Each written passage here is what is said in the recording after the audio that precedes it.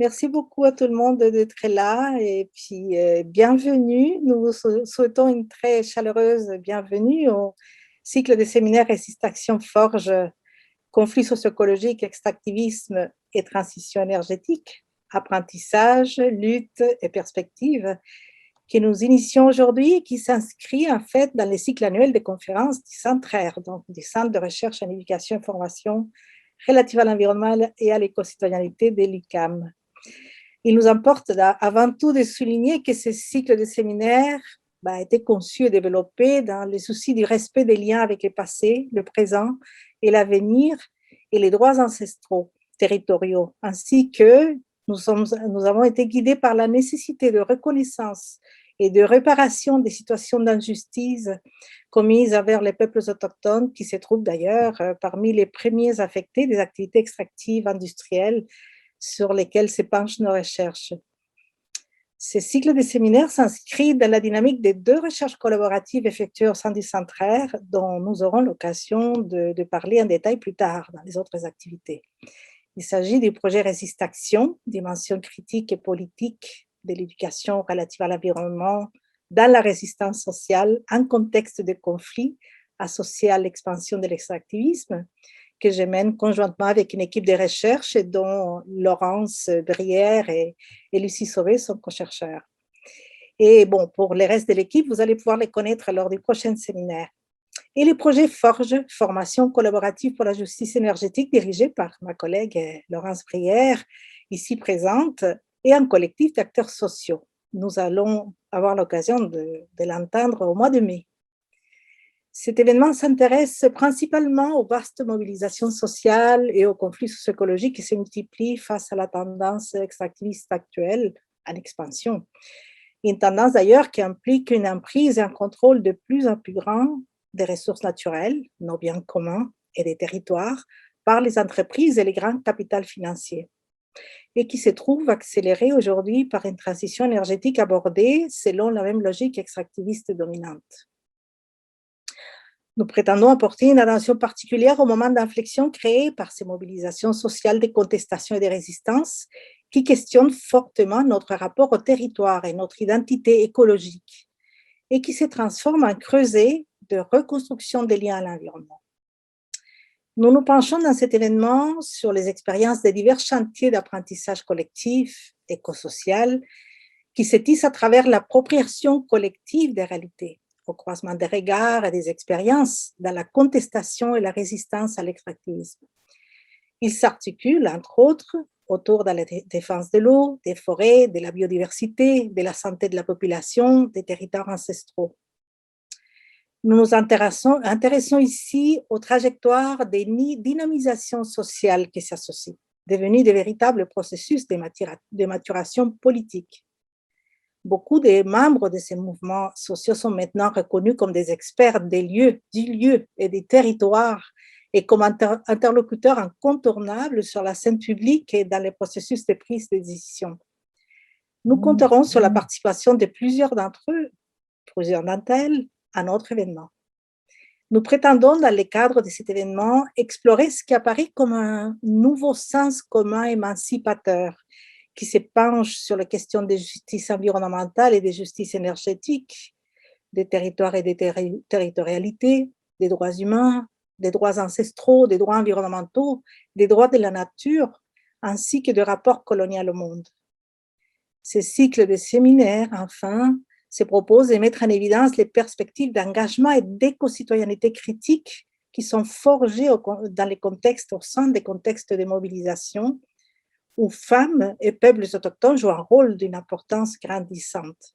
Et aussi le processus de développement des stratégies qui cherchent à ouvrir des voies d'une culture transformatrice, de nouveaux horizons utopiques, souvent inspirés d'une perspective décolonisatrice et d'un nouveau regard sur les racines de la vie et les dynamiques qui la rendent possible.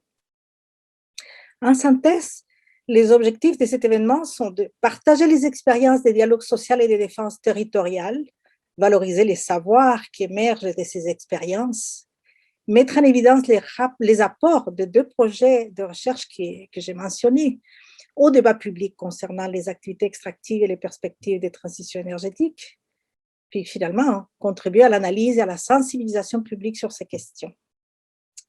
Après cette séance d'ouverture, 6 séminaires auront lieu d'ici à la mi-juin de cette année, qui compteront sur la participation d'invités du Québec et d'Amérique latine, du monde de la recherche et des mouvements sociaux particulièrement. Concrètement, le programme de ces cycles de séminaires est le suivant. Le 29 avril, c'est-à-dire jeudi prochain à 9h30, nous aurons le séminaire Conflits socioécologiques, résistance, savoir et défense des territoires. Le 13 mai à 2h, enjeu de la formation réciproque au sein de la mobilisation citoyenne pour une justice énergétique. Le 14 mai, répondre ensemble à des besoins spécifiques de formation réciproque au cœur de la mobilisation pour une justice énergétique au Québec.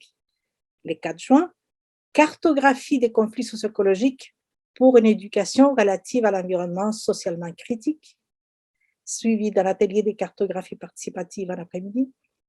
Le 10 juin, la place des femmes et les perspectives féministes dans la résistance à l'extractivisme.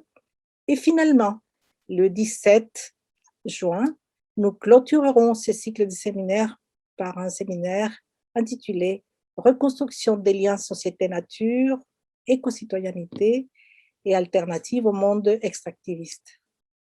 Aujourd'hui, jour de la Terre, nous déclarons donc initier ce cycle de séminaires et nous initions avec une conférence d'ouverture à 2 mains, une du Nord et l'autre du Sud, avec 2 invités spéciaux, sur le thème vers une transition post-extractiviste que nous vous présenterons dans quelques instants. La séance sera animée par Maude Prudhomme du Front commun pour la transition énergétique du Québec, à qui j'ai le plaisir de laisser la parole. Merci beaucoup. Bonsoir tout le monde. Merci d'être là. Alors, je suis ravie de vous voir, aussi virtuel que ce fut. Je vais vous signaler certains éléments techniques, à savoir, étant donné que vous aurez certainement des questions et des commentaires, je vous invite à les inscrire dans le chat. Nous les compilerons et les adresserons à la fin des 2 conférences. Ensuite, non, il n'y aura pas de pause. Nous invitons à en prendre lorsque vous en avez besoin, mais il n'y aura pas de pause dans le cadre de cet événement lui-même. Nous allons ce soir commencer avec Francisca Fernandez-Droguet.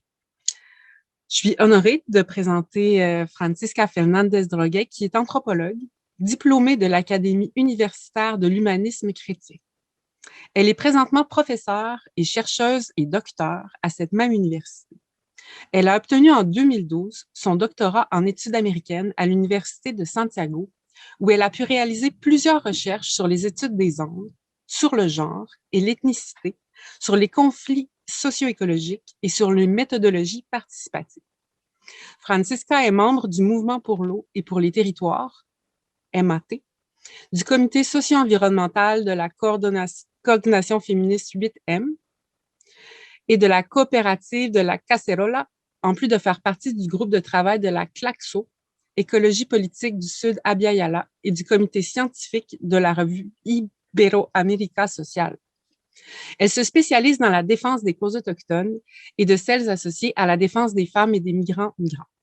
Francesca se présente comme candidate pour les constituantes conventionnelles au Chili pour le district 10. Bonne chance. Elle nous présente donc ce soir une présentation qui s'intitule « La transition post-extractiviste et les luttes écoféministes, le cas du Chili ». La parole est à vous. Merci beaucoup pour l'invitation, merci beaucoup pour la présentation. Comme tu as dit, Maude, je m'appelle Francisca Fernandez Droguet, bonjour. Je suis membre du Mouvement pour l'eau et les territoires. Et de ce lieu, je vais parler sur justement la transition post-extractiviste et des luttes écoféministes ici au Chili. Bon, je suis chilienne, j'ai vécu beaucoup de temps quand j'étais petite en France. Pour ça, je parle de français. Et je vous salue au nom de mes compagnes d'aventure, des rêves, de toutes les personnes qui sont du mouvement de l'eau et du comité socio-environnemental de la coordinateur féministe 8 mars. Et notre lutte est fondamentale pour la déprivatisation des actifs communautaires naturels, d'une action anti-extractiviste et anticapitaliste. C'est très important pour nous de dire ça. Nous sommes un mouvement anticapitaliste. Pour autre part, le mouvement pour l'eau et le territoire est né il y a environ 9 ans dans une rencontre entre diverses organisations sur les conflits socio-environnementaux organisés par l'Observatorio Latinoamericano de Conflictos Ambientales, OLCA. Et l'un des accords dans ce moment, le 2012, c'est justement former un mouvement social de défense et de récupération des eaux et des territoires. C'est très important. C'est justement un élément fondamental du mouvement. Nous nous sommes fixés comme objectif principal l'abrogation du Code de l'eau.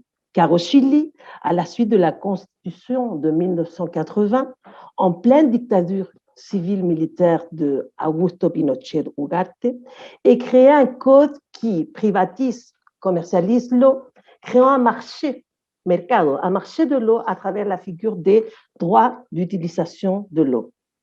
Ça, c'est, on peut dire, l'accès de la privatisation de l'eau au Chili. Ainsi, au Chili, l'eau peut être acheté, vendu, loué et même hypothéqué. Il suffit de regarder la section des avis économiques des journaux chiliens, comme par exemple un journal de droite, El Mercurio, et on peut voir tout ça. On peut voir que les rivières sont mises aux enchères. Actuellement, le mouvement est composé d'une centaine d'organisations et de différents territoires où les principaux conflits socio-environnementaux sont au nord du Chili, par exemple, la méga-exploitation minière, méga-mineria. Au centre et au sud du Chili, on peut dire l'agro-industrie et le modèle forestier. En plus et traversalement, l'installation d'ouvrages de centrales hydrauliques à fort impact environnemental. La méga-extraction dans le nord du Chili, Arica, Iquique, Calama, ça c'est les lieux du nord du Chili, concentre environ 90 des droits de l'eau. C'est pourquoi pour nous tous et toutes, c'est l'un des facteurs déterminants de la sécheresse actuelle au Chili, mais aussi de la contamination et de la dévastation territoriale. Il existe des communautés entières avec des niveaux élevés de métaux lourds dans leur sang, proliférant des maladies respiratoires, cutanées et avec des intoxications massives. C'est le cas, par exemple, de Arica, avec des enfants avec des métaux lourds dans sa sang. L'agro-industrie, dans le centre-sud du Chili, par sa part, a encouragé la monoculture, l'utilisation de semences transgéniques et de pesticides, par exemple Monsanto Bayer au Chili, dans un lieu qui s'appelle Paine, rendant la vie à la campagne du Chili encore plus précaire. Avec ce modèle de production agricole, la biodiversité était complètement perdue. Les eaux souterraines et les eaux de surface se sont asséchées, entraînant également des maladies dans les communautés. De la même manière, les grandes entreprises agricoles et d'élevage concentrent le plus grand nombre de droits de l'eau, comme par exemple une localité ici qu'on appelle San Pedro de Melipilla, alors à 100 km de la capitale du Chili, Santiago. 80% de ces droits de l'eau sont entre les mains d'AgroSuper. AgroSuper est un conglomérat d'entreprises alimentaires chiliennes dédiées à la production, distribution et commercialisation d'aliments pour porc, volailles et saumon. Dans le sud du Chili, on appelle ici Hualmapu, territoire mapuche, qui est aussi territoire d'Argentine et Chili. Le modèle forestier a été l'un des principaux responsables de la déforestation de la forêt native, de la sécheresse, mais aussi du pillage territorial des communautés mapuches à travers la plantation des pins et d'eucalyptus, qui se caractérisent par l'assèchement des sols, ce qui fait proliférer plus d'incendies de forêt chaque année, mais empêche également la croissance d'autres espèces végétales, d'espèces justement d'ici, de forêts natives. Face à ce que je vous ai raconté aujourd'hui, nos principales revendications comme mouvement de l'eau pour nous pencher au-delà de l'extractivisme sont 4 éléments surtout. 1. La reconnaissance des droits de la nature. C'est un élément très important des expériences de Bolivie, d'Équateur. 2. La protection, mais aussi la restauration des écosystèmes et des territoires qui ont été sacrifiés. Ici, on parle des territoires qui sont sacrifiés par l'entreprise extractiviste. 3. Ici, on parle de la gestion communautaire de l'eau, des différents peuples, des peuples originaires, afro, migrants, paysannes. 4. La souveraineté alimentaire de l'agroécologie, souveraineté alimentaire. Entre autres luttes, c'est très important, la souveraineté alimentaire. Nous ne doutons pas que seule l'articulation avec d'autres territoires rendra le changement possible. Ça, c'est important pour nous. Il y a environ 3 ans que les femmes du mouvement de l'eau ont rejoint la coordinateur féministe du 8 mars, formant le comité socio-environnemental, comprenant que notre lutte est aussi contre le colonialisme et le patriarcat. Nous nous assumons donc comme un mouvement plurinational et antipatriarcal. À cette époque, nous avons rendu visible comment l'extractivisme et ses effets s'intensifient dans les corps des femmes, des filles et des dissidents sexuels. En particulier, on parle des peuples indigènes, des afros, des migrants, des secteurs populaires urbains et aussi paysans, opérant de la même manière l'exploitation vers la nature, vers ses corps. Pour cette raison, nous avons conformé à un féminisme anti-extractiviste, territorial, communautaire des peuples, avec des expériences en Abya, Amérique latine, pour dire que nous sommes une résistance et une alternative à la crise écologique et sociale actuelle.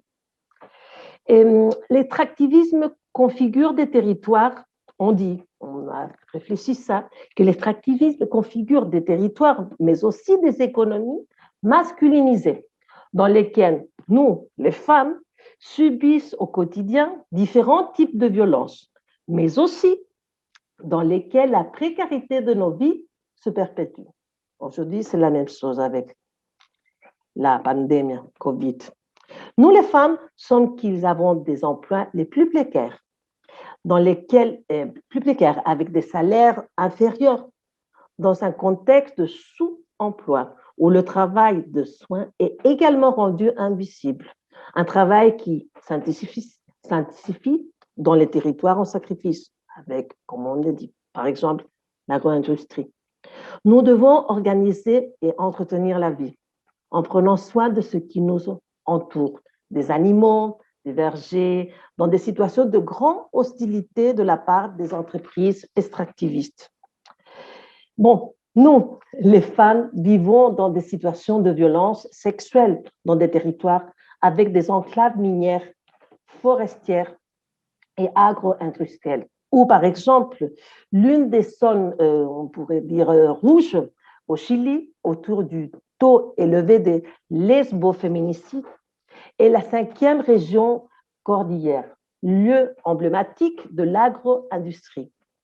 Alors, on peut dire qu'il se semble que de la même manière qu'il exploite et domine la nature est le moyen de contrôler nos corps. Pour cette raison,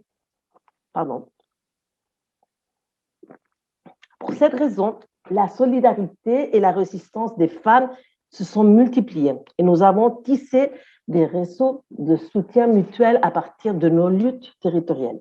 C'est ainsi que nous avons réussi à générer un travail conjoint avec les compagnons de Mujeres y la Sexta, du Mexique, Zapatistes, un réseau de soutien aux Zapatistes.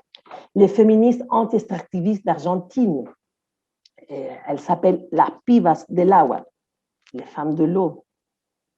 Et les féministes territoriales du Pérou et de Bolivie, étant clair que notre lutte est profondément transfrontalière. Bon, vous savez, non? Depuis octobre de 2019, nous vivons dans une révolte populaire ici au Chili, dans laquelle l'une des principales revendications est une nouvelle constitution qui met fin à la constitution, comment je veux dire, de la dictature civico-militaire de Augusto Pinochet Ugarte à travers d'une assemblée constituante.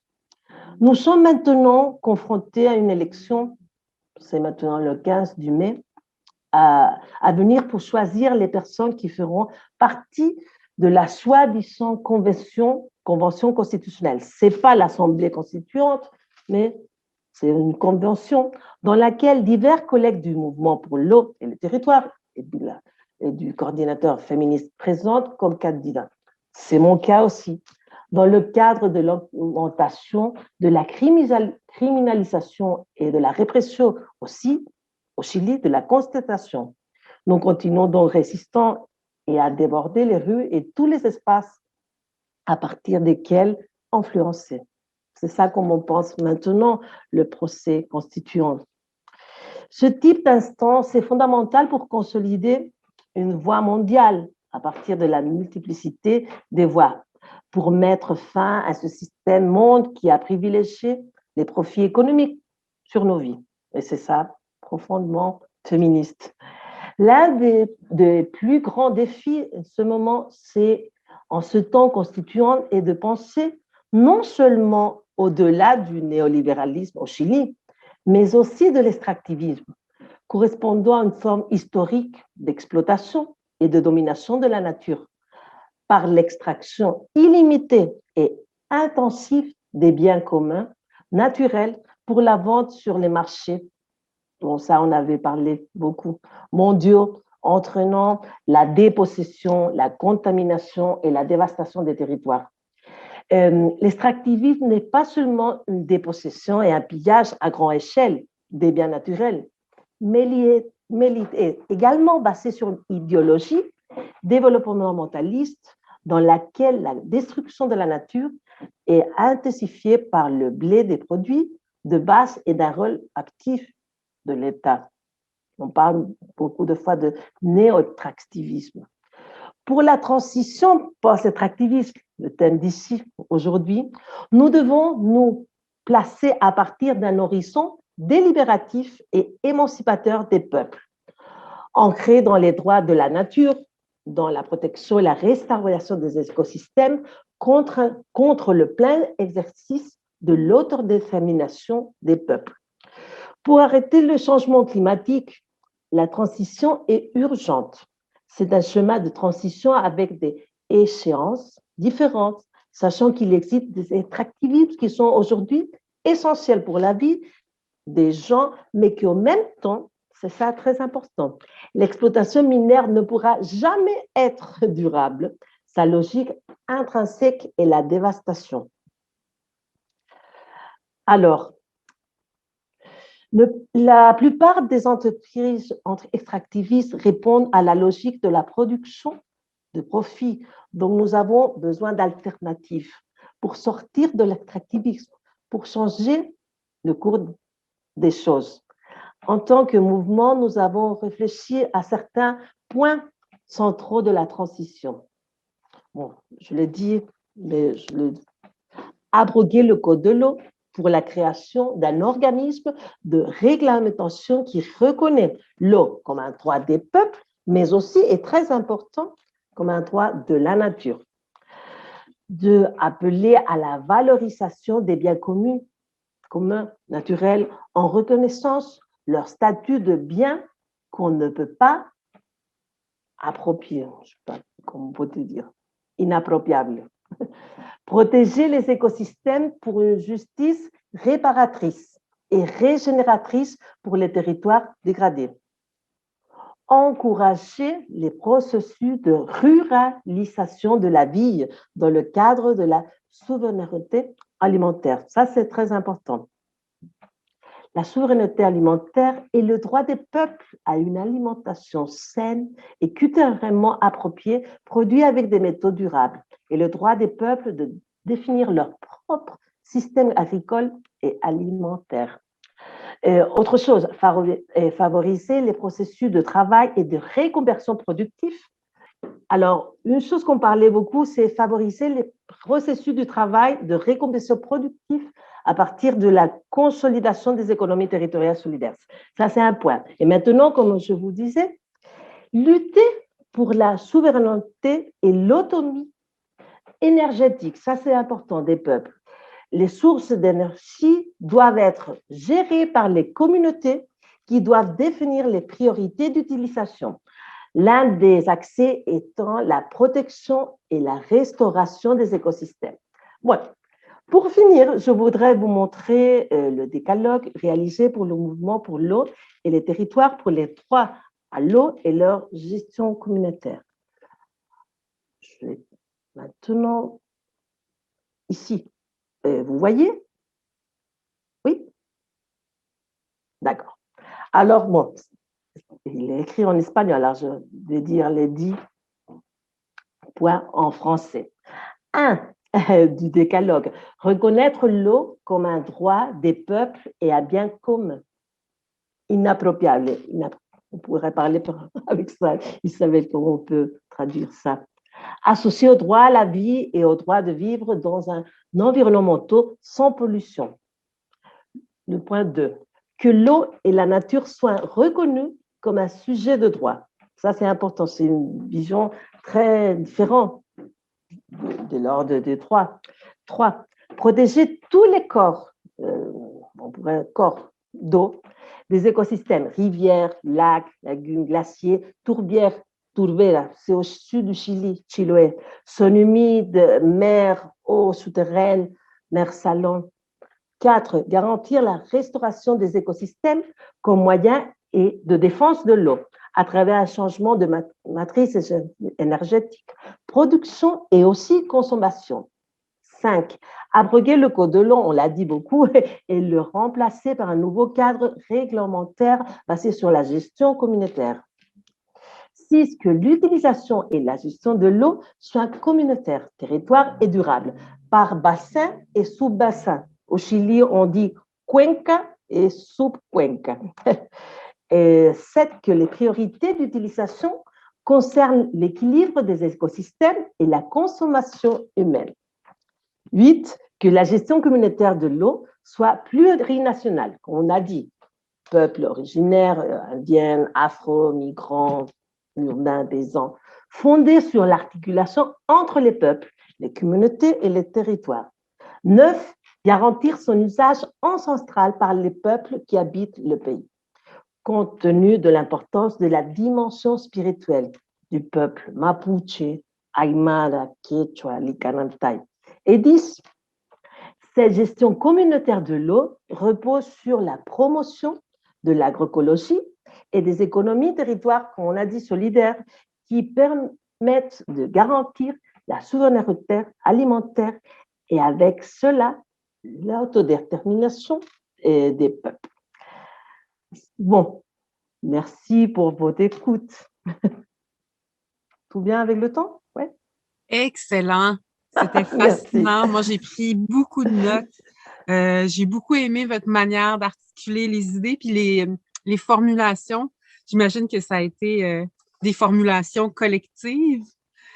Oui, c'est le travail du mouvement de l'eau, du comité, qu'on a parlé de tous ces éléments. Alors, comment on travaille pour comprendre pourquoi on parle aussi d'écoféministe. Alors, c'est très important, la relation entre extractivisme et patriarcat. J'apprécie beaucoup vos explications très claires et très imagées de ce que ça nous a offert. On va maintenant accueillir Hugo Lapointe, puis on pourra ensuite mettre aux relations tout ce que vous nous offrez ce soir.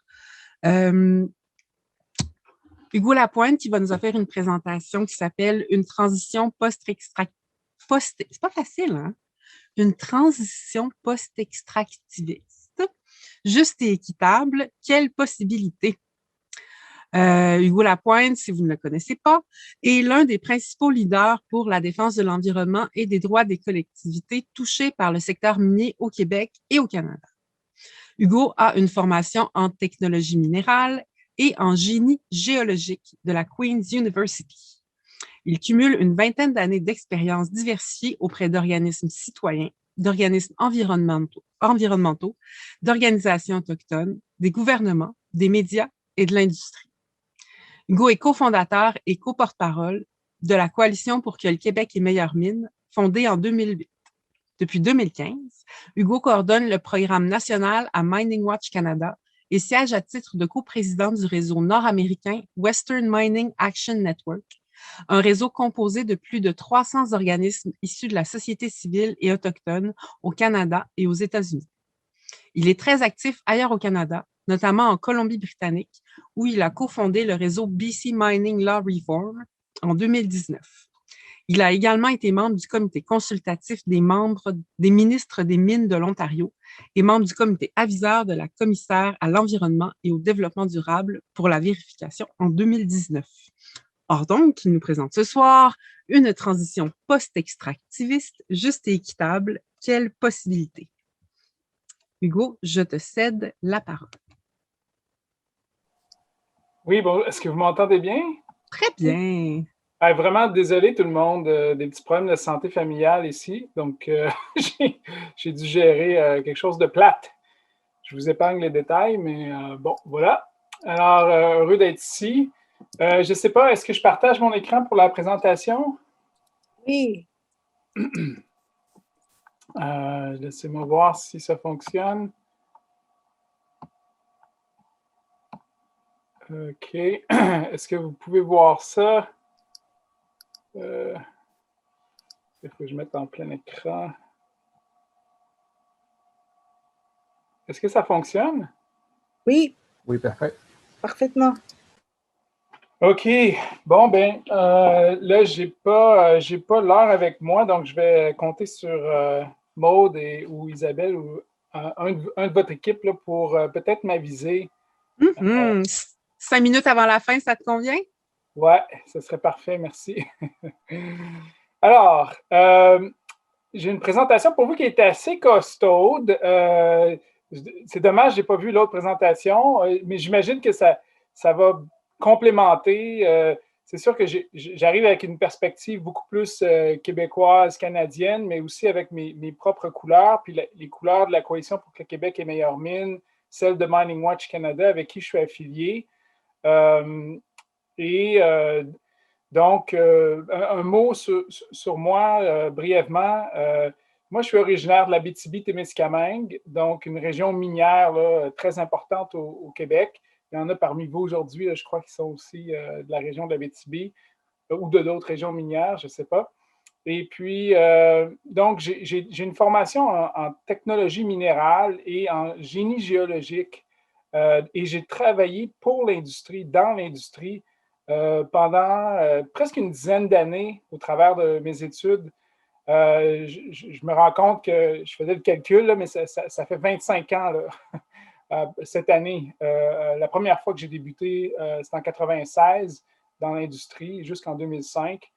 Donc, j'ai débuté assez jeune. Ma famille œuvrait aussi dans le secteur minier. J'ai surtout fait de l'exploration minière dans le nord du Québec, dans le nord de l'Ontario, au Canada. Je n'ai jamais fait d'activité minière à l'international.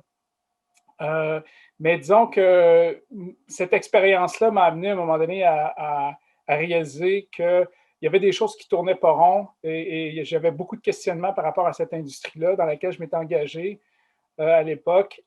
Et je me souviens, les deux éléments déclencheurs là, qui m'avaient amené à changer de direction, c'est l'expérience que j'ai eue à travailler avec la nation Cri de Wemindji en particulier, là, sur le territoire Cri. Lorsque je faisais de l'exploration minière sur les camps miniers, j'avais remarqué qu'il y avait beaucoup de racisme. Parfois, latent et parfois carrément explicites. Et puis, ça m'a amené à me questionner sur la nation, les nations autochtones, qu'est-ce qu'on fait qu'est-ce que cette industrie fait sur leur territoire, qu'est-ce que ça implique sur l'impact sur leur culture. Et puis, ça m'a suscité toute une série de questionnements où j'ai voulu en apprendre davantage sur les droits des nations autochtones, l'historique et tout ça. J'étais, comme beaucoup de Québécois, et encore aujourd'hui, ignorant de ces choses-là. Et j'en ai d'ailleurs beaucoup à apprendre encore. Et le deuxième questionnement, c'est venu parce qu'on explorait beaucoup pour l'art sur le territoire Cri, ou dans le nord du Québec ou dans le nord de l'Ontario, chez les Algonquins, Anishinaabe. Et l'art accapare beaucoup des capitaux mondiaux, beaucoup plus que tous les autres métaux pris individuellement. Et ça m'a amené à me questionner pourquoi on dépense tant d'énergie et de ressources sur l'art, quelle est l'utilité de l'art. Et ces questionnements m'ont amené à retourner à faire une maîtrise que je n'ai jamais terminée, malheureusement, mais une maîtrise qui regardait l'étude de cas de Goldcorp et de la relation avec la nation Cri de Wemidji. Et puis, finalement, on a fondé la coalition Québec Meilleure Mine lorsque j'étais aux études à la maîtrise il y a maintenant presque 13 ans. Et la coalition pour le Québec et Meilleure Mine existe depuis ce moment-là. Et Mining Watch Canada aussi. Je vais brièvement présenter les deux organismes, mais je voulais juste faire un peu ce détour-là pour montrer la trajectoire personnelle et professionnelle. Puis j'invite souvent les gens dans mes présentations, que ce soit de l'industrie ou du gouvernement à qui je parle régulièrement, ou des gens de la société civile, d'oser faire des choix plus cohérents avec nos valeurs et nos principes, même si ça peut être épeurant pour certains là, de faire le saut.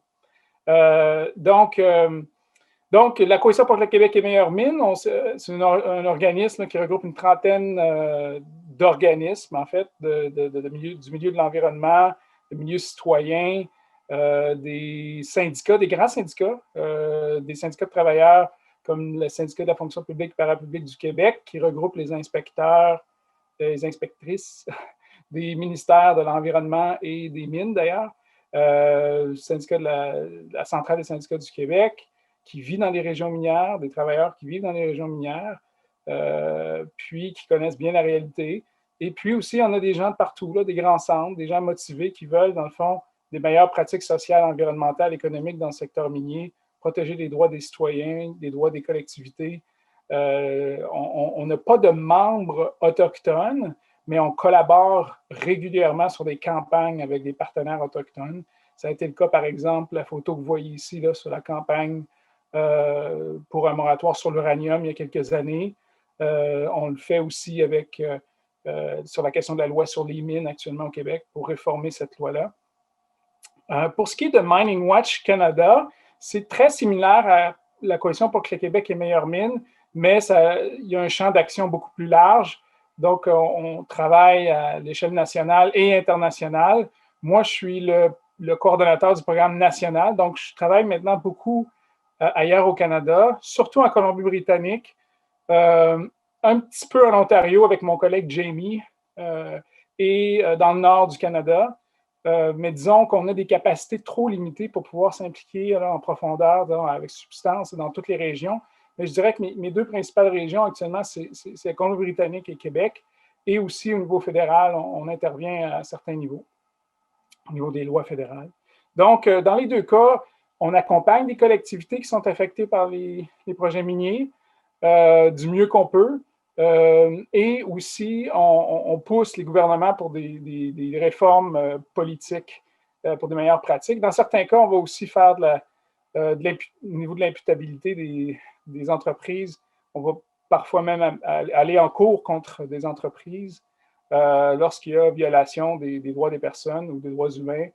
On va collaborer avec des groupes d'avocats quand on fait ce type d'action-là. Un petit peu d'activisme actionnarial, mais pas beaucoup. Donc, ça, c'est pour nos organismes. Je rentre dans le vif du sujet. Avant de rentrer dans des recommandations ou des problématiques plus spécifiques au secteur minier, puis à l'extractivisme, puis quelles possibilités, dans le fond, pour pour un avenir post-extractiviste, je voulais quand même vous soumettre un certain cadre dans lequel on fonctionne ou avec lequel on réfléchit. D'ailleurs, moi, je vous invite, là, si vous avez des réflexions vous-même, si vous pensez que notre cadre, dans le cadre dans lequel on s'insère, que je vais vous présenter, est peut-être défaillant ou il manque des éléments, on va accueillir vos commentaires, vos suggestions. Mais cette première diapositive-là, c'est juste pour dire que, bon, on sait maintenant, c'était quand même une publication importante il y a une dizaine d'années par le Stockholm Resilience Center, les frontières écoplanétaires, si on veut. je les appelle comme ça. En anglais, c'est Planetary Boundaries. Donc, c'est pour rappeler que dans le fond, on fonctionne dans un univers fini, écologique fini, qui est la Terre, on le sait tous. Mais ces chercheurs-là ont bien articulé la problématique en identifiant, ici, ce que vous voyez à l'écran, le 9 grands, dans le fond, comme écosphères, si on veut, là, où ils ont, avec leur recherche, identifié que on était, dans le fond, on dépassait les limites écoplanétaires déjà au niveau de la biodiversité, au niveau de certains polluants comme le phosphore, les cycles de phosphore, etc. Et ça nous rappelle, dans le fond, que on est vraiment, l'humanité est vraiment à une croisée des chemins. C'est l'ère anthropocène, on le sait tous, on a un impact immense sur notre écosystème planétaire. Et à moins de changements drastiques, on s'en va dans le mur. C'est ça que la science nous dit. Puis pour moi, même qui travaille dans ce domaine-là depuis et qui essaie de changer les choses depuis plusieurs années, je me rends compte que, en tout cas, je vois qu'il y a encore beaucoup de déni, beaucoup de déni dans la population ou même chez les décideurs publics. C'est une réalité qui est difficile à appréhender, à comprendre, puis aussi, dans le fond, c'est difficile de savoir qu'est-ce qu'on peut faire pour changer les choses à une telle échelle. Mais il reste que c'est une réalité dont il faut absolument tenir compte dans nos réflexions et pour nos actions politiques et nos actions de mobilisation. Le deuxième élément, c'est, bon, ça c'était plus pour l'aspect écologique. Le deuxième élément, c'est au niveau de la justice sociale. Quelle justice? Bon, j'imagine que la présentation précédente en a fait état aussi. Donc, au-delà des limites écosystémiques, il y a la notion d'assurer un avenir plus équitable pour l'ensemble des habitants de la planète. Ce que vous voyez à l'écran, j'imagine, si vous avez déjà vu ça, c'est les objectifs de développement durable des Nations unies là, qui ont été lancés en 2015, c'est assez récent, avec l'objectif de les atteindre là, pour la majorité d'ici 2030. Mais l'essentiel de mon message par rapport à ça, c'est que nous, comme d'ailleurs le Stockholm Resilience Center, là, les chercheurs dont je parlais tout à l'heure, jugent que ces objectifs-là sont sont peu réalistes et pas, ils ne tiennent pas compte de la réalité écosystémique dans laquelle s'inscrivent les dynamiques sociales, les dynamiques humaines. Et à ce niveau-là, c'est un peu l'appel de plusieurs organismes actuellement à travers le monde et d'intervenants. C'est-à-dire, il faut quand même recentrer les objectifs de justice et d'équité en respectant les limites planétaires au niveau écosystémique. Et là, ils ont travaillé là-dessus, de Stockholm Resilience Center, au cours des dernières années pour essayer de voir comment on peut faire ça. Et il y a l'économiste Kate Raworth qui a lancé son fameux Donut Economics. Je ne sais pas comment le traduire en français, je pense que c'est un peu drôle comme titre, mais l'idée, c'est qu'il faut réinventer notre modèle économique en tenant compte de la limite écologique qui est le cercle externe là, que vous voyez. Donc, on ne peut pas dépasser, il y a des choses qu'on ne peut pas dépasser, que ce soit au niveau de la biodiversité, changement climatique. On doit changer nos modes de production, de consommation, etc. Puis, au niveau social, c'est le cercle à l'intérieur. Il faut assurer une qualité de vie à l'ensemble des humains de la planète. Bon, il y a toutes sortes d'indicateurs, l'eau, la nourriture, la paix, la justice, etc. Puis ce qu'on voit là, brièvement ici, tout ce qui est en rouge, c'est qu'on échoue actuellement, ou on est en déficit. Donc, quand vous voyez en rouge au centre des déficits, c'est des déficits sociaux importants, puis plus la ligne rouge est grande au centre et plus elle se rapproche du milieu, plus les déficits sociaux sont grands et d'injustice et d'iniquité. Et à l'extérieur du cercle, tout ce qui est en rouge, c'est dans le fond tout ce qu'on dépasse au niveau écosystémique. Donc, autrement dit, le message, c'est on a une grosse job à faire au niveau planétaire. C'est un gros paquebot à virer. C'est pas évident. Mais il y a quand même de plus en plus, ce qui est encourageant, c'est qu'il y a de plus en plus de scientifiques et d'intervenants qui disent il faut le faire. Tu sais. Mais je vais être bien honnête avec vous. Là, des fois, je me lève le matin puis je me demande vraiment où est-ce qu'on s'en va. Au niveau de les iniquités entre les riches et les pauvres, là, ça, c'est une autre grande tendance qu'on connaît bien. Un des récents rapports qui le démontre bien, c'est celui d'Oxfam là, de septembre dernier, Oxfam International, qui indique que, dans le fond, les 10% les plus riches de la planète émettent pratiquement autant de gaz à effet de serre que les 90% là, de reste de l'humanité. Et puis, quand on regarde les 10%, la définition, là, c'est nous, ça. C'est nous, c'est les Québécois, c'est les Canadiens, c'est les Européens, c'est les Américains. C'est le salaire là, du global, mondial, le top 1% là, à l'échelle mondiale, c'est 100 000 US. Puis après ça, le top 10%, c'est 35 000 US. Donc, c'est nous, ça. Donc, on a une immense responsabilité au niveau des impacts que notre mode de vie occasionne sur les écosystèmes planétaires, mais également sur l'ensemble de l'humanité. Et ça, c'est seulement un indicateur, c'est celui des gaz à effet de serre. On pourrait inclure, on aurait pu inclure ici toutes sortes d'autres indicateurs, mais c'est juste pour illustrer l'iniquité. Ici, cette diapo, toujours du même rapport d'Oxfam de septembre dernier, les différentes émissions par catégorie de secteur économique du top 1% les plus riches versus le top 10% les plus riches. En noir, ce que vous voyez, c'est les émissions liées au transport aérien. En vert, les transports terrestres. L'autre vert, qui est à côté du premier vert, c'est le logement, etc.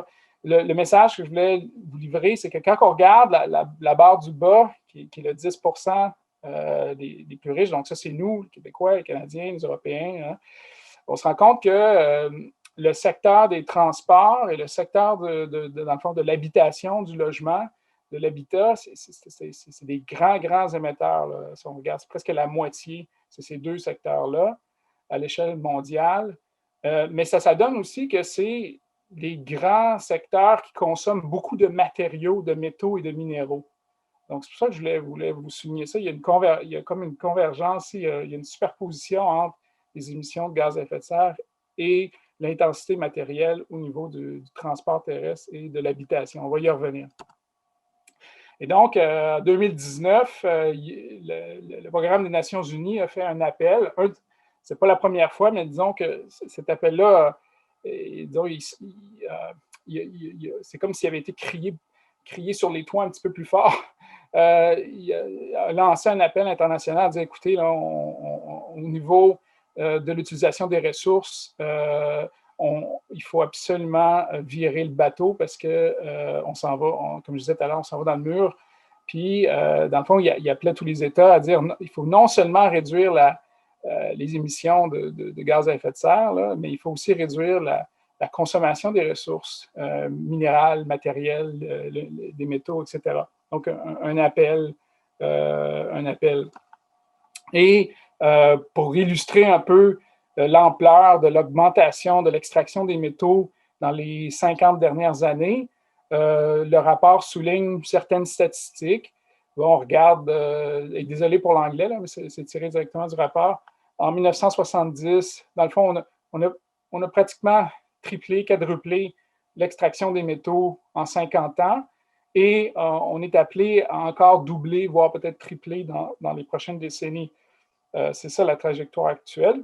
Actuellement, on estime les émissions de gaz à effet de serre liées à l'ensemble des métaux extraits sur la planète à 10%. Bon, il y a d'autres indicateurs là que je vais laisser, là, mais tout ça pour dire que, encore une fois, il faut prendre conscience de la trajectoire sur laquelle on est si on veut mieux pouvoir changer de direction. Comme j'ai commencé à le dire tout à l'heure, le gros de la consommation, d'utilisation des métaux et des matériaux sur la planète se décline principalement dans 2-3 grands secteurs. Mettons, les deux plus principaux, c'est tout ce qui est urbanisation, construction de nouvelles villes, expansion étalement urbain d'ailleurs, expansion des infrastructures routières qui accompagnent cet étalement aussi. Ça c'est très, très matériaux-var. Beaucoup de métaux et de matériaux sont exigés pour ça. Donc, une grande partie de ça, c'est le secteur de l'habitation, mais c'est aussi le secteur des transports. Mais c'est pas juste ça. Il faut se rappeler, par exemple, que puis là, si on regarde différents métaux, comme par exemple, si on prend l'or qui est très différent au niveau du fer, du nickel, au niveau de son utilisation, l'or, c'est les produits de luxe à 90% avec les produits financiers, alors que c'est une mine sur 4 au Canada, c'est une mine d'or. Une mine sur 4 dans le monde aussi. Donc, c'est assez hallucinant. Donc, ça peut aussi nous amener à réfléchir sur, bon, ben si on a besoin de certains métaux, certains minéraux pour faire certaines choses, mais peut-être qu'il y a d'autres métaux qu'on n'a pas de besoin, qu'on ne devrait même pas toucher. Et l'or, c'en est un exemple. Je poursuis. Une autre tendance qu'on observe, c'est au niveau du recyclage des métaux. On est médiocre, en fait, à l'échelle internationale. Et au Canada, on est nul.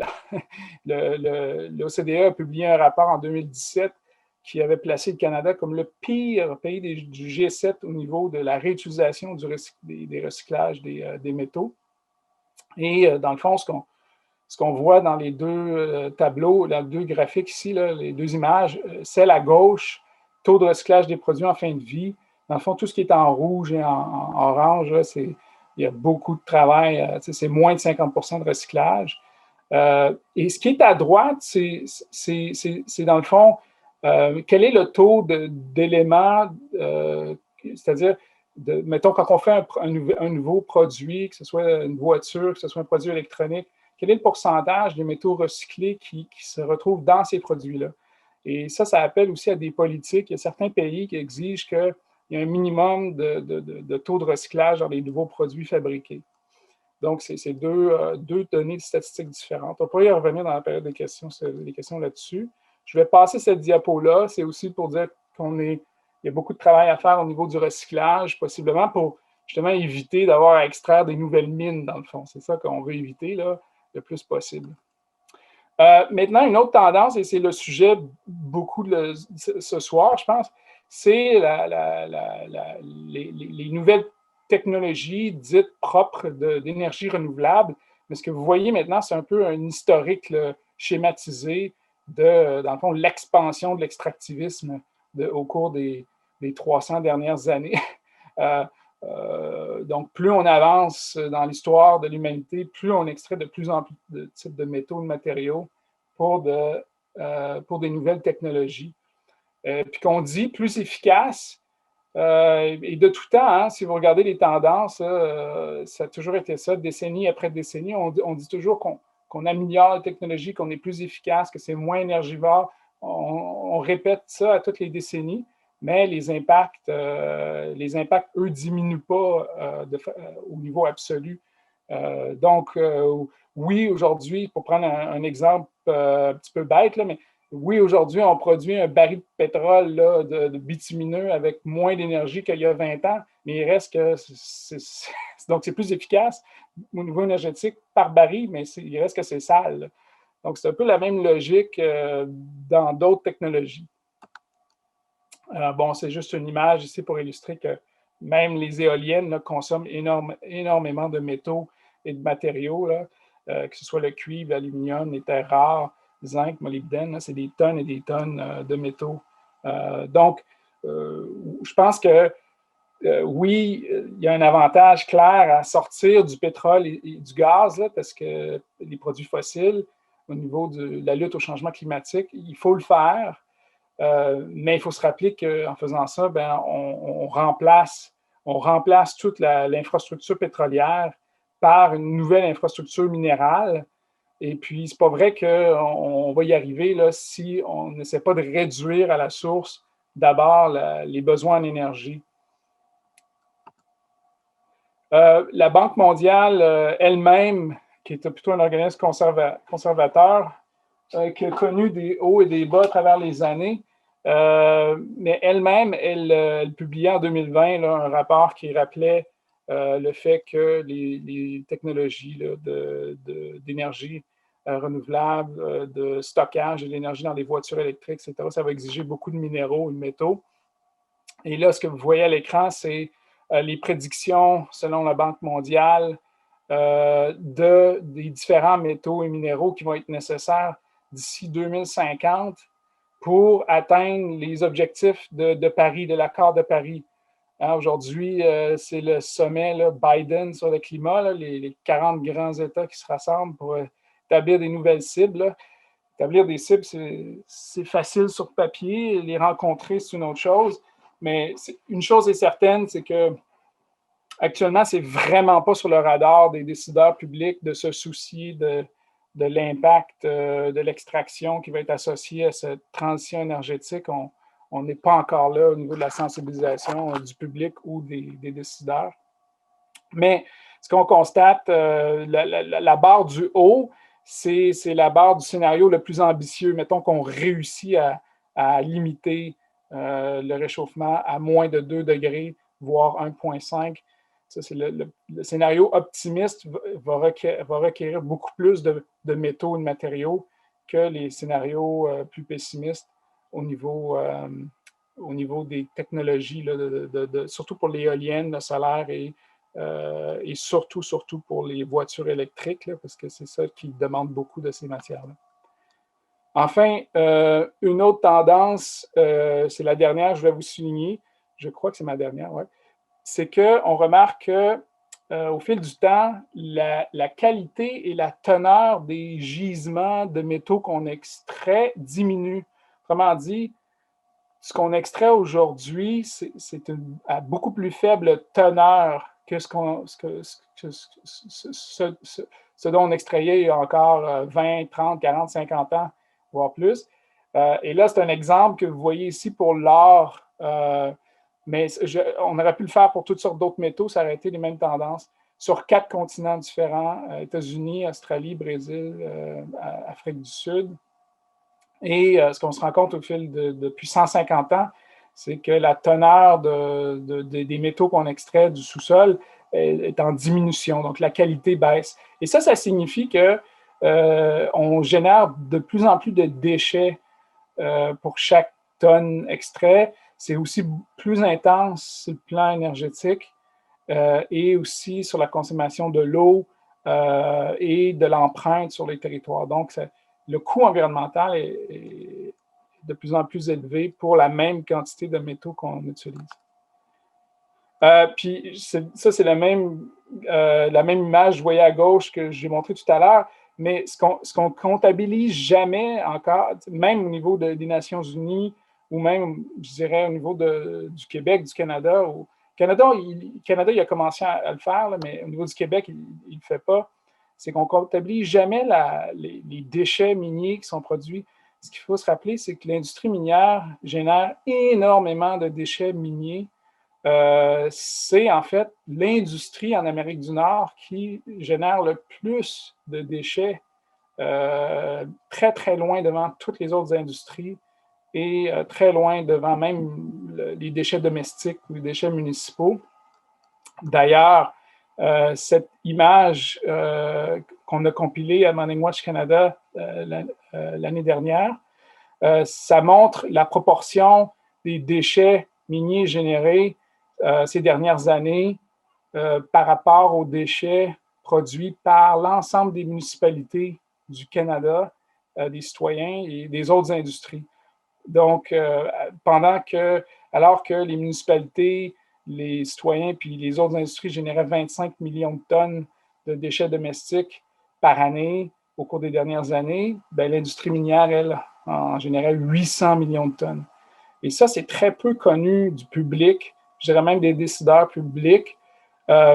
Mais gérer les déchets miniers, dont une grande partie est toxique, c'est un défi immense du point de vue technique, financier et environnemental. C'est un leg, c'est un coût qu'on laisse aux générations futures. C'est un déficit écologique. C'est inéquitable de notre point de vue. Donc, c'est une autre raison pour laquelle il faut s'activer à trouver des solutions pour davantage virer vers un futur, un avenir post-extractiviste. Les déchets miniers, c'est des millions, des dizaines de millions, voire des centaines de millions de tonnes dans chacun des sites. Et bien sûr, il y a des risques de contamination des eaux de surface, des eaux souterraines. Ici, ce que vous voyez, c'est le déversement minier de la mine Mont Pearl en Colombie-Britannique en 2014, donc ça fait à peine 5-6 ans. Ben là, ça fait 6 ans maintenant.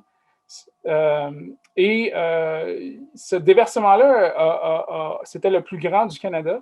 C'est assez récent. Ça a affecté quand même, ça a détruit 10 km de territoire en aval. Les résidus miniers se sont retrouvés dans le lac Quesnel, qui est un immense lac avec une eau d'une extrême pureté, qualité. Les nations autochtones touchées, la nation Kisatsul de Secwepemc était dévastée. Et aussi les résidents locaux. Encore aujourd'hui, on travaille avec les citoyens qui ont été affectés par ce déversement pour trouver justice. Les déversements miniers, bien sûr, on a entendu beaucoup parler des déversements miniers au Brésil ces dernières années, le cas de Samarco, mais aussi, il y en a eu quelques-uns, dont celui en 2019, qui était vraiment catastrophique avec plus de quasiment 300 morts. Brumenindo, je crois. J'essaie de trouver j'essaie de me souvenir du nom exact et je l'oublie. J'imagine que Daniela pourra m'aider tout à l'heure. Brumadinho. Brumadinho, merci. Je cherchais le nom. Et il y a aussi aux États-Unis des déversements qu'on n'a pas vus, qui ont fait un peu les manchettes, mais pas tant au Canada ces dernières années, dont celui de la mine Gold King au Colorado, qui avait quand même affecté la rivière Colorado sur des dizaines de kilomètres. Vous voyez les couleurs orangées là, de l'acidité des résidus. Et au Québec aussi, on en a connu notre part de déversement minier. C'est dans la dernière décennie. Ça, c'est des images de déversement de Chapet en juin 2008. Ça remonte quand même un peu.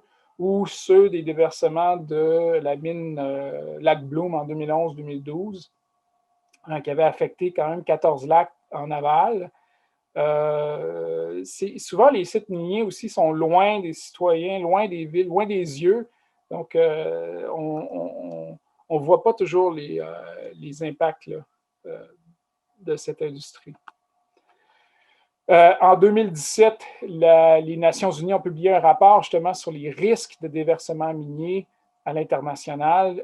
Il y a une préoccupation grandissante pour agir et prévenir les déversements qui peuvent être catastrophiques et mortels, là, comme on l'a vu au Brésil, notamment, surtout là, ces dernières années.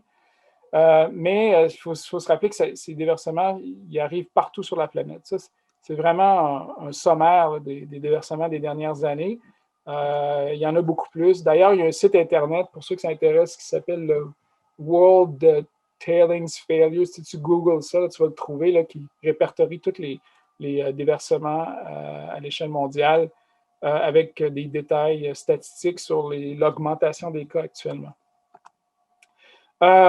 Bien sûr, ça affecte la qualité de l'eau, les déversements, mais même sans déversement, il y a des risques au niveau de la toxicité des résidus.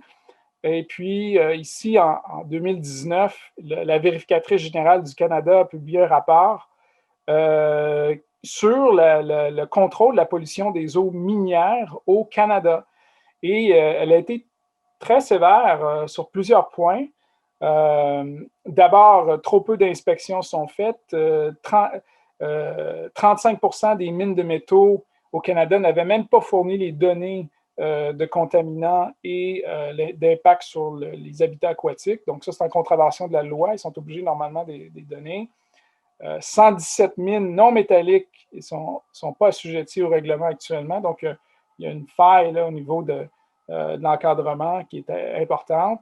La vérificatrice a aussi souligné que lorsque des compagnies contaminaient des milieux aquatiques, il y avait peu ou pas de conséquences, peu ou pas de sanctions.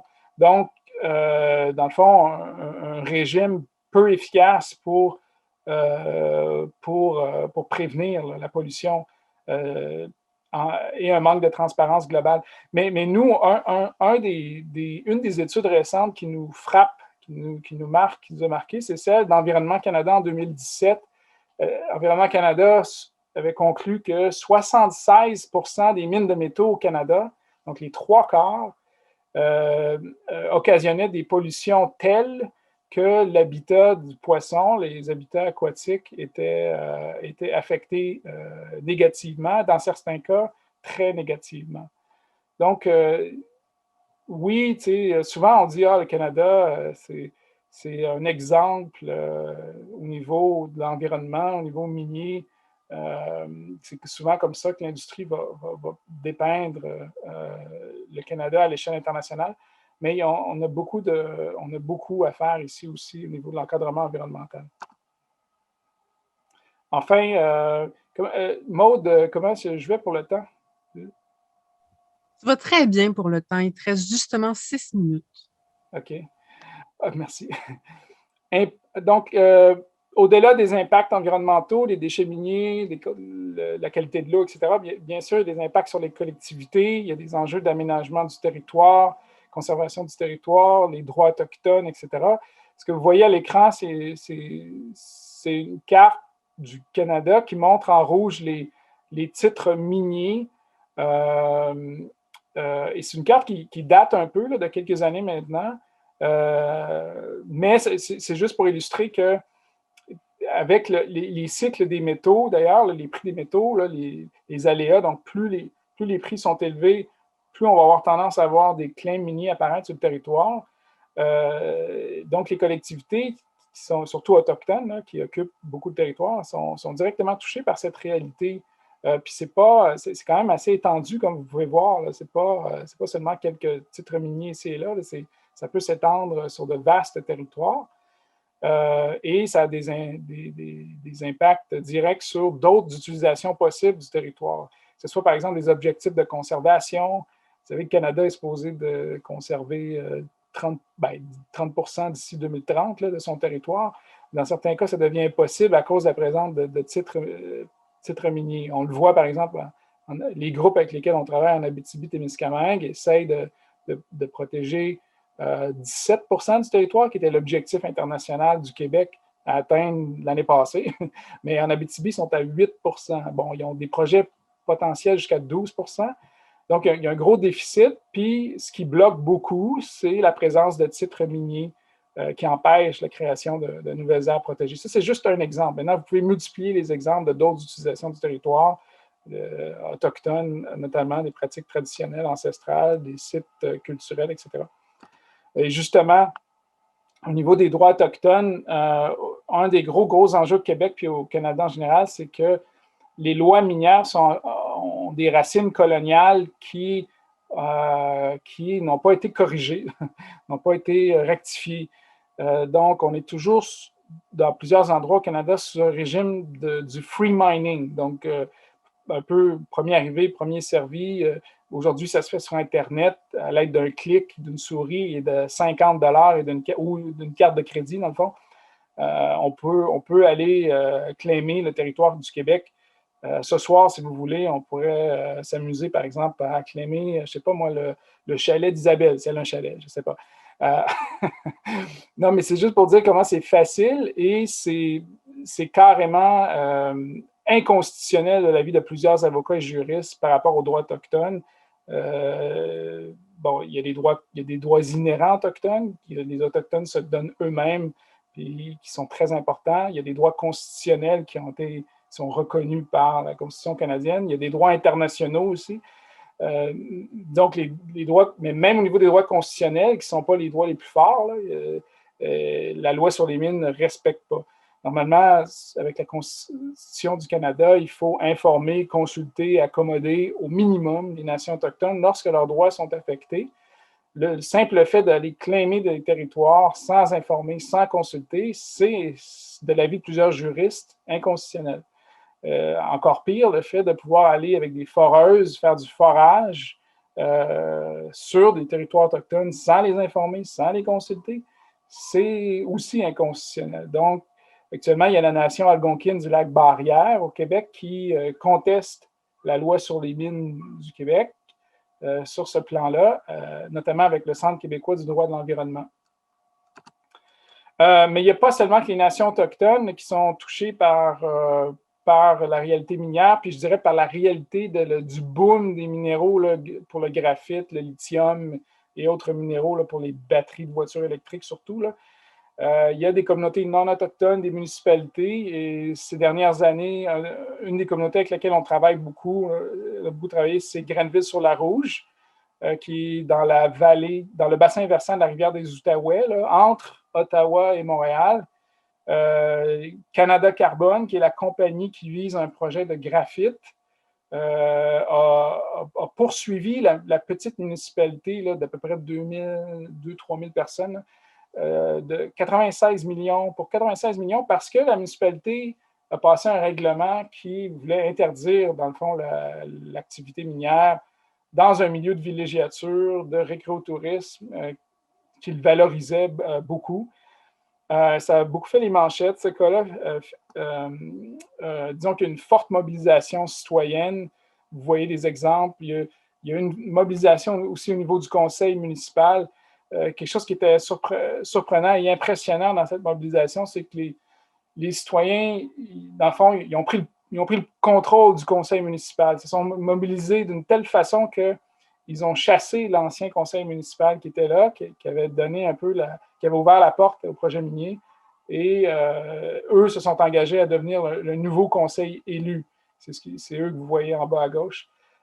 Mais avant que ça se produise, il y a eu des fortes mobilisations citoyennes sur le terrain, des marches, etc.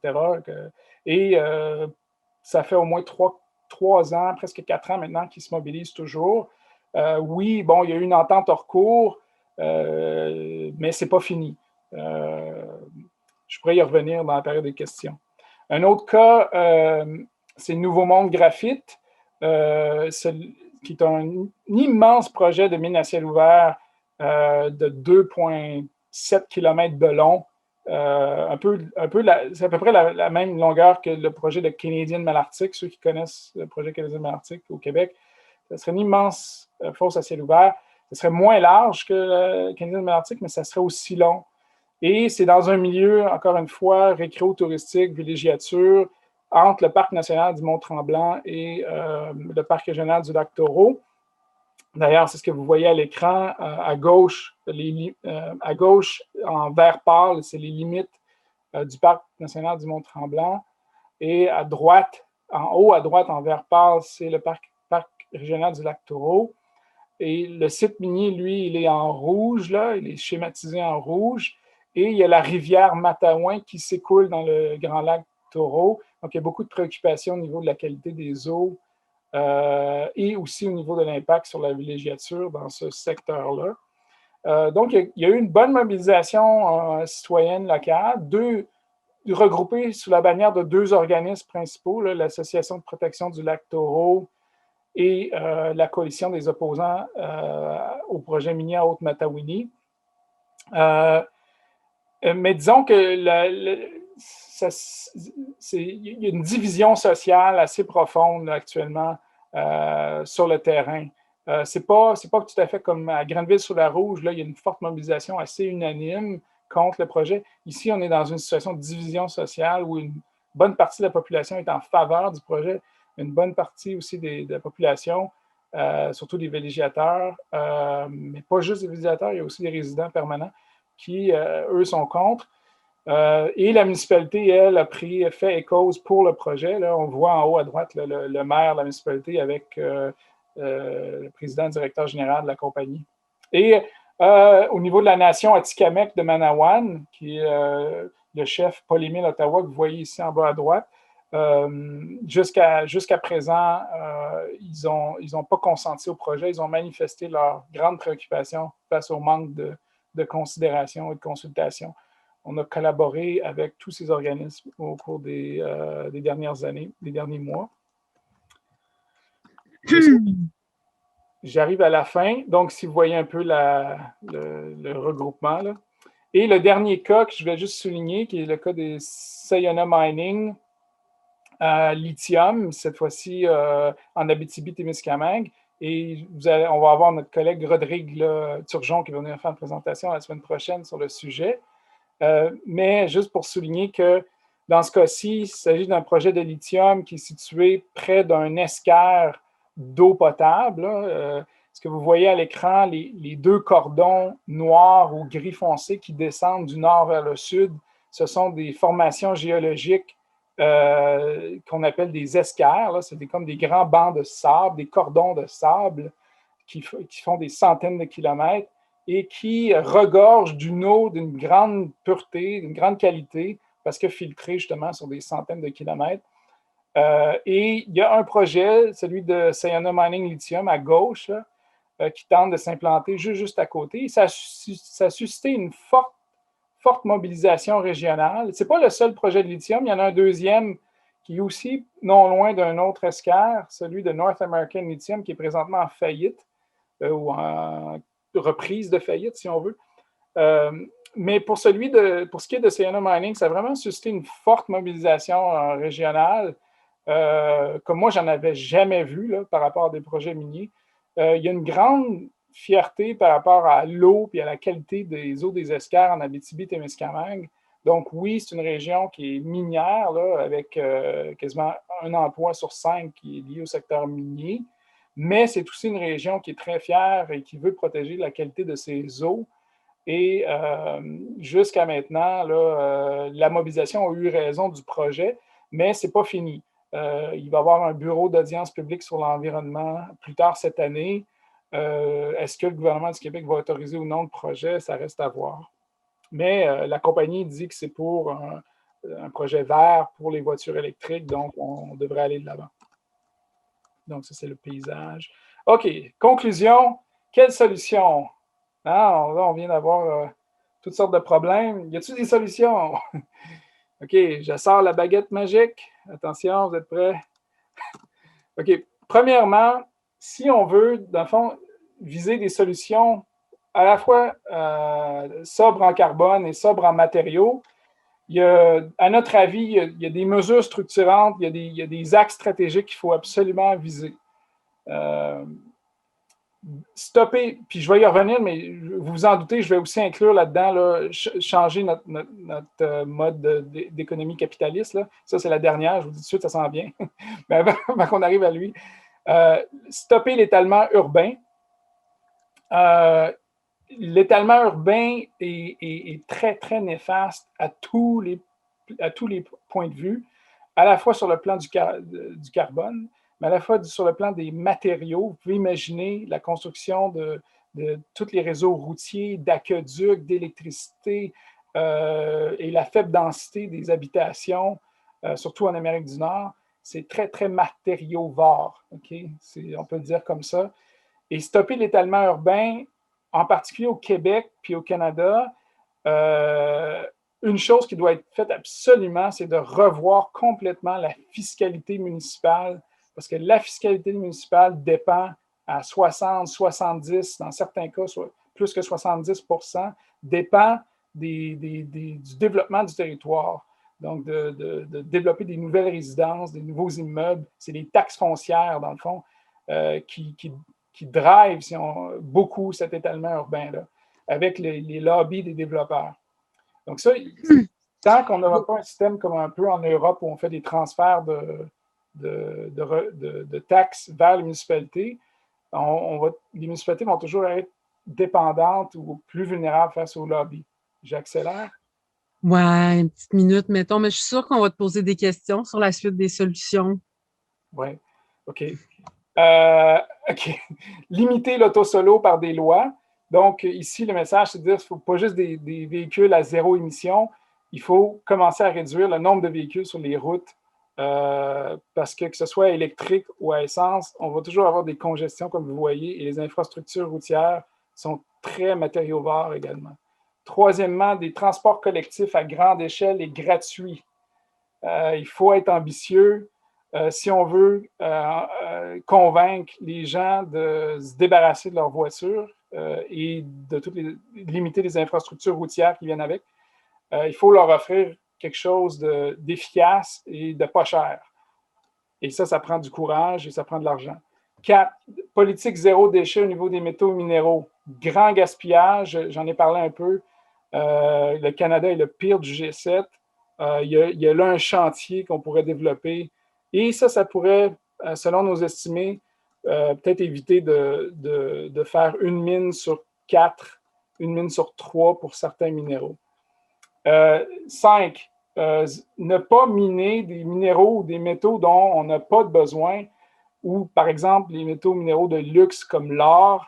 Ici, vous voyez une photo là, de la Banque centrale de l'Angleterre, des milliers de beaux lingots d'or qui ne font absolument rien. Mais l'extraction de ces lingots d'or-là a dévasté des dizaines et des dizaines de communautés à travers le monde et a laissé derrière des centaines de millions, voire des milliards de tonnes de déchets miniers. Donc, ça n'a aucun bon sens. Numéro 6, substitution des matériaux. Lorsque c'est possible, par exemple, le bois pour des grandes infrastructures au lieu du métal, du fer. Mais encore une fois, ce n'est pas une solution magique. Le bois, ça vient d'une forêt, puis c'est un écosystème. Donc, si on veut faire plus de substitution au niveau des structures comme ça, il faudrait commencer par réduire l'utilisation du bois pour les cartons. Là. Il y a énormément de gaspillage dans les cartons et le papier. Si on faisait ça, peut-être qu'on pourrait se permettre de substituer le métal par du bois dans des grandes structures. Et finalement, changer de modèle économique. Par où on commence? Puis ça, je vous invite à nous soumettre des suggestions parce qu'on commence un travail là-dessus à développer une réflexion puis des positions plus solides. Mais ce qu'on a répertorié autant à gauche qu'à gauche, c'est de se débarrasser du PIB et dans le fond, de peut-être aller plus vers d'autres indices comme celui de progrès véritable de Harvey Mead, lancé il y a quelques années, où on considère d'autres choses que juste la stricte mesure de croissance économique. Mais plus généralement, d'avoir un vrai chantier de décroissance planifiée. Comment qu'on peut amener des politiques qui vont ou des modes de vie ou encourager des mouvements citoyens, des réseaux citoyens locaux, régionaux pour une décroissance là, de nos matériaux, de notre énergie, nos modes de vie. Merci. Merci, Hugo. C'était vraiment intéressant de voir la matérialité. On l'oublie même au niveau des politiques que nous, on met de l'avant, puis des idéaux. Puis je trouve que ça me rappelle, c'est ça, la matérialité, puis cette notion-là aussi que plusieurs militantes autochtones ramènent de toutes nos relations. C'est comment on respecte toutes nos relations et aussi au niveau matériel, et ça nous met en relation avec la présentation de Francesca, avec toutes les formes de vie dans cette transition-là. Comment on fait? Qu'est-ce qu'on fait? Au niveau matériel, il y a vraiment des gros défis, mais aussi, comme tu le nommes, au niveau politique et économique. Nous amorçons une période de questions qui se terminera, je l'annonce à tout le monde, à 19h52, puisque nous devons terminer avant 55 pour une personne qui doit quitter. Donc, je vous invite à inscrire vos questions dans le chat. Vous pouvez aussi lever la main, j'imagine. On n'est pas là 200. Là. Si vous vous engagez à être concis lorsque vous posez une question, pas comme je suis en train de faire là, j'imagine que vous pourriez la poser vous-même, votre question. Sur ça, il y avait une personne qui avait déjà inscrit sa question préalablement. C'est Pascal Félisa qui avait une question pour Francesca. Est-ce que tu veux la poser toi-même ou est-ce que je te la rappelle? Je vous la rappelle. Non, non, non, c'est bon, il faut la poser. Mais elle est très courte, il y a peut-être des questions plus intéressantes. Mais non, elle est très bien. Alors, la question pour Francesca, est-ce que vous avez des liens avec des luttes semblables, par exemple, en Europe? Mais ça peut nous amener aussi à quelque chose de plus large, à savoir les résistances à l'extractivisme. On les connaît effectivement un peu plus en Amérique latine. Il y a des mouvements très, très forts. On dirait qu'on connaît moins déjà ceux au Canada, puis ceux en Europe, très, très peu. Y en a-t-il? En connaissez-vous? La question pour Francesca, mais dans le fond, Hugo, peut-être que tu as une opinion là-dessus aussi. Une information, que dis-je, une opinion. Attends, relance-moi, Maud. J'étais distrait par tous les commentaires du chat. Mais oui, c'est correct. Prends-le là. La question, c'était à savoir, est-ce que c'est des enjeux aussi les luttes anti-extractivistes, est-ce que c'est des luttes qu'on voit aussi en Europe? On demandait s'il y avait des exemples en Italie. Oui. La réponse, oui, mais disons, moi, je ne travaille pas beaucoup en Europe. Puis Mining Watch Canada peut. Mon collègue Jamie Neen, il est en communication avec des gens en Turquie, notamment, Grèce. J'essaie de me souvenir récemment, surtout Turquie et Grèce, là, je dirais, dans les 2 dernières années. Il y a des communautés là, qui se mobilisent beaucoup là, face à des projets, des minières canadiennes d'ailleurs, là, Alamos Gold et Centura, une minière aussi qui opère à Val-d'Or, là, celle qui opère la mine Sigma à Val-d'Or actuellement, j'oublie le nom, là, j'ai un blanc, là, mais bref, elle est tous implantée. Donc, oui, il y a de la mobilisation, puis des fois même très, très forte mobilisation. En Grèce, dans les 5 dernières années, il y avait des milliers, des dizaines de milliers de personnes dans la rue contre un projet d'art. C'était hallucinant. En fait, beaucoup plus qu'au Québec ou au Canada, là, face à l'industrie minière, des mobilisations beaucoup plus fortes.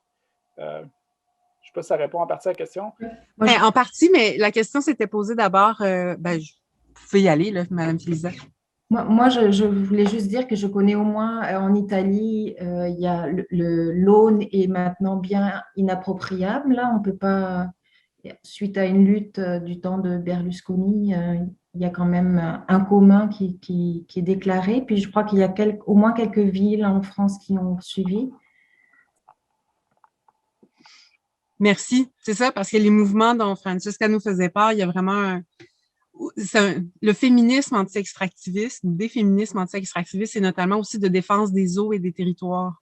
Donc, c'est au-delà d'une lutte contre telle ou telle minière, il y a quelque chose de plus vaste qui s'établit en termes de défense des eaux et des territoires. Tyrol, l'écouter, ça va être en ligne. C'était vraiment intéressant. Est-ce que, Francesca, vous voudriez ajouter sur cette question-là au niveau ailleurs dans le monde, des mouvements similaires qui ont des connexions intimes entre les différents dossiers?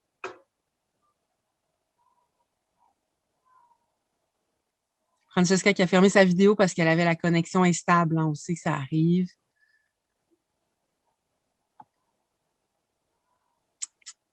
Moi, je pourrais... Oui, vas-y.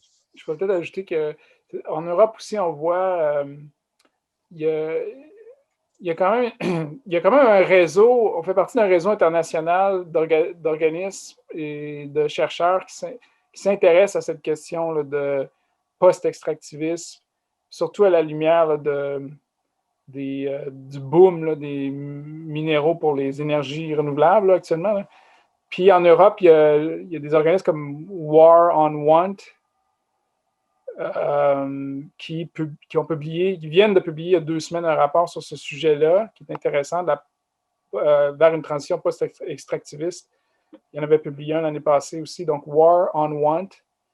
Si vous voulez aller voir ça, je pourrais peut-être partager le lien avec vous par après. Puis, il y a une grande réflexion européenne aussi, à savoir, c'est-à-dire à 2 niveaux, à plusieurs niveaux, mais un des niveaux, c'est que ceux qui veulent maintenir la structure capitaliste un peu actuelle, c'est qu'ils se soucient d'un approvisionnement de minéraux critiques et stratégiques comme... puis là, ils veulent qui viennent beaucoup de l'Afrique ou de l'Amérique latine. Donc là, il y a une réflexion à savoir comment assurer cet approvisionnement-là pour l'Europe, tout en respectant les droits humains. Fait que là, il y a des démarches actuellement, par exemple, des organismes comme Sherpa là, en France, qui est très, très actif, pour avoir, dans le fond, des lois extraterritoriales qui permettraient de poursuivre des entreprises européennes en Europe pour des violations de droits humains internationales. Puis il y a ce mouvement-là qui s'en vient au Canada aussi, tranquillement, mais il est plus avancé en Europe. Mais voilà. Il y a aussi, on voit que l'industrie, comme au Québec puis au Canada, en Europe, pousse aussi la rhétorique. Il joue sur cet aspect-là d'équité internationale, de justice internationale pour dire, ben écoutez, puisque c'est nous qui consommons ces ressources-là, on devrait les extraire ici, sur notre territoire, et pas impacter les autres. Donc, l'industrie joue sur ce front-là aussi, là, actuellement. Voilà.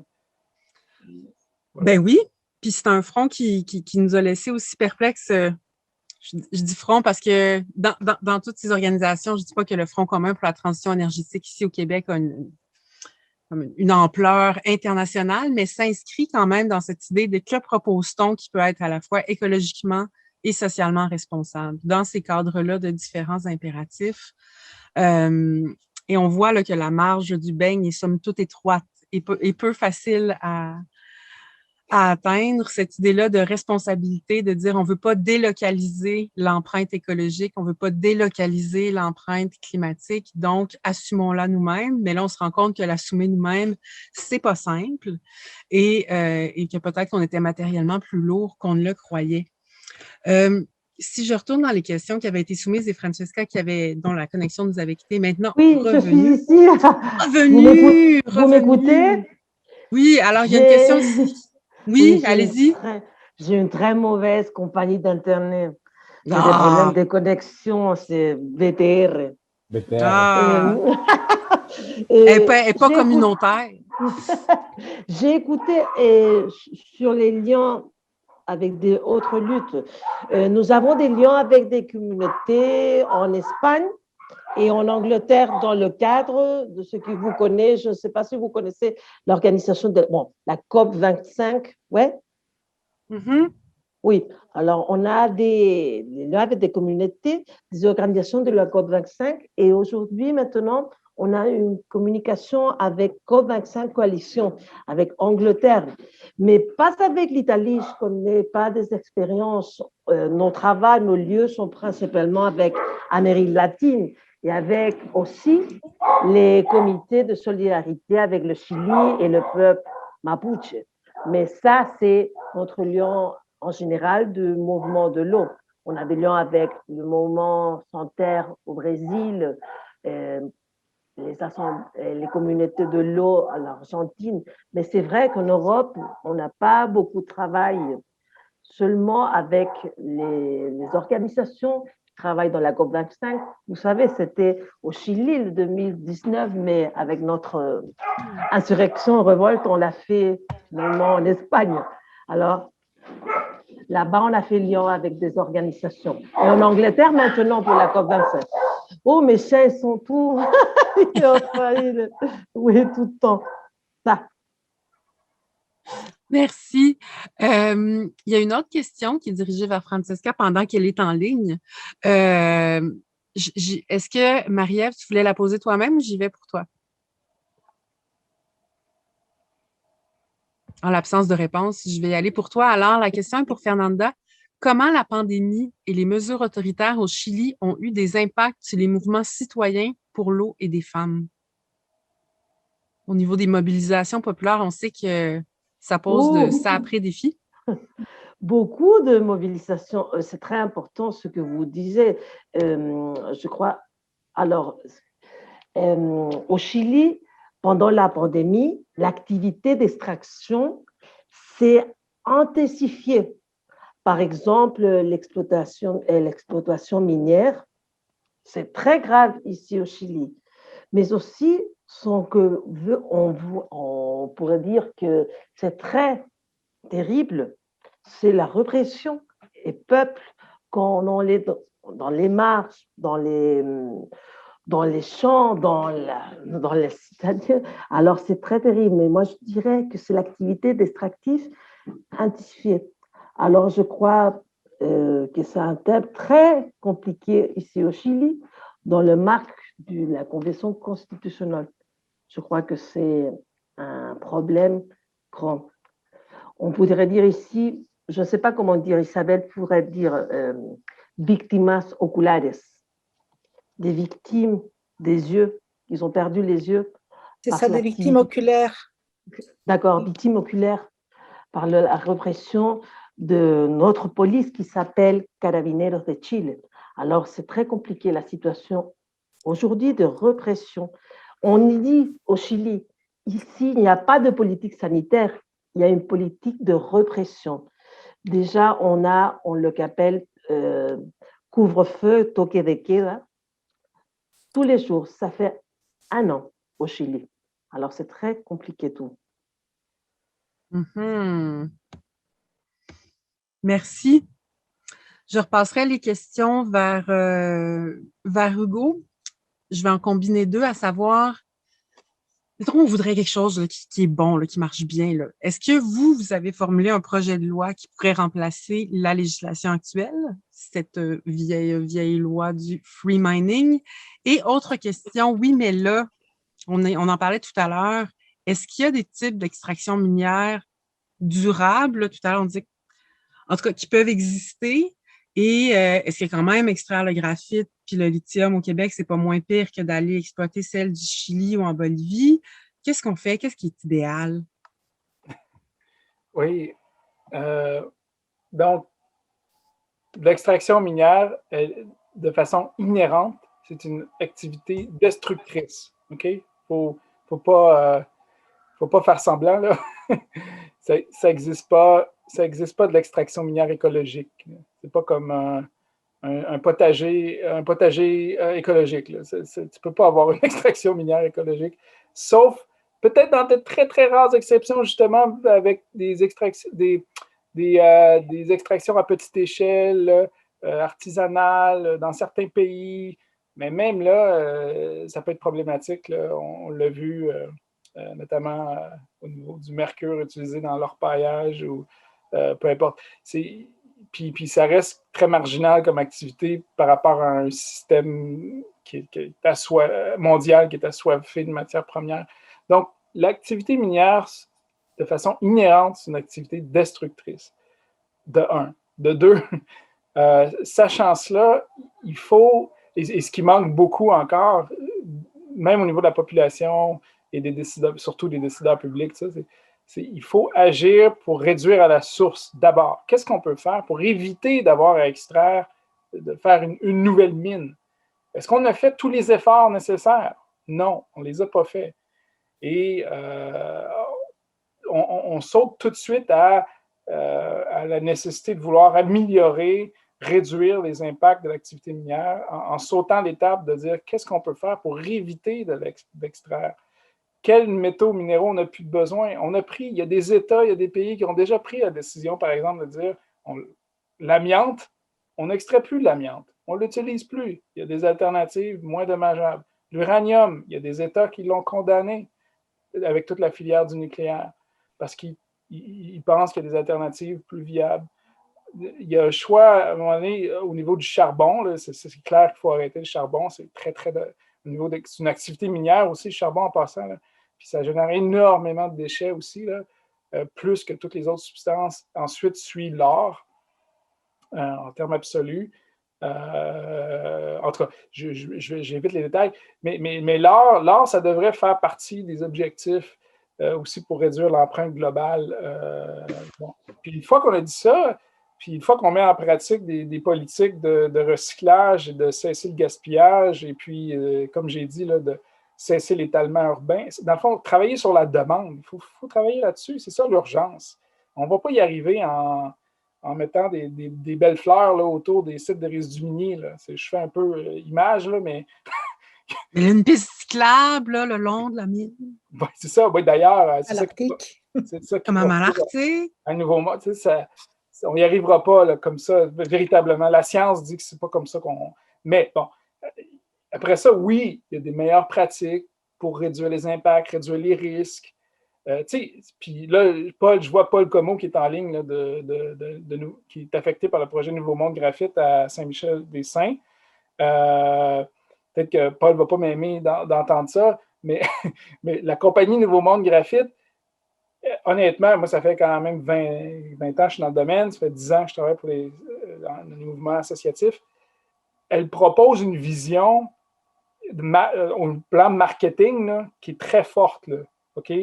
C'est-à-dire, mais il y a beaucoup de BS là, derrière ça, excusez le langage, là, mais mine tout électrique, on va gérer les résidus à sec pour pas qu'il y ait de déversement, on va, ils multiplient là, les démarches. Honnêtement, c'est mieux que beaucoup d'autres entrepreneurs, mais il reste que fondamentalement, c'est un immense trou à ciel ouvert dans un milieu de villégiature et de tourisme. C'est bien beau avoir les meilleures personnes derrière le projet. Fondamentalement, c'est un projet qui est destructeur. Donc, c'est pour ça qu'avec les groupes au Québec, on fait la campagne des 5 principes pour que la transition ait meilleure mine. Et le premier principe, c'est réduire à la source. Il y a beaucoup de travail à faire là. Une fois qu'on a fait ce travail-là, ou en parallèle, oui, il faut mieux encadrer. Oui, il faut changer la loi sur les mines. Oui, il faut avoir un meilleur encadrement environnemental. Oui, il faut avoir un pollueur-payeur. Il ne faut pas que le public paie les pots cassés. Ça, on va continuer de pousser le gouvernement là-dessus. Mais il reste que, même avec ces améliorations-là, on ne va pas réussir la transition post-extractiviste si on ne réduit pas notre façon de consommer les ressources. Excusez, c'était long. Là, mais... Oui, je veux dire la même chose, c'est pareil.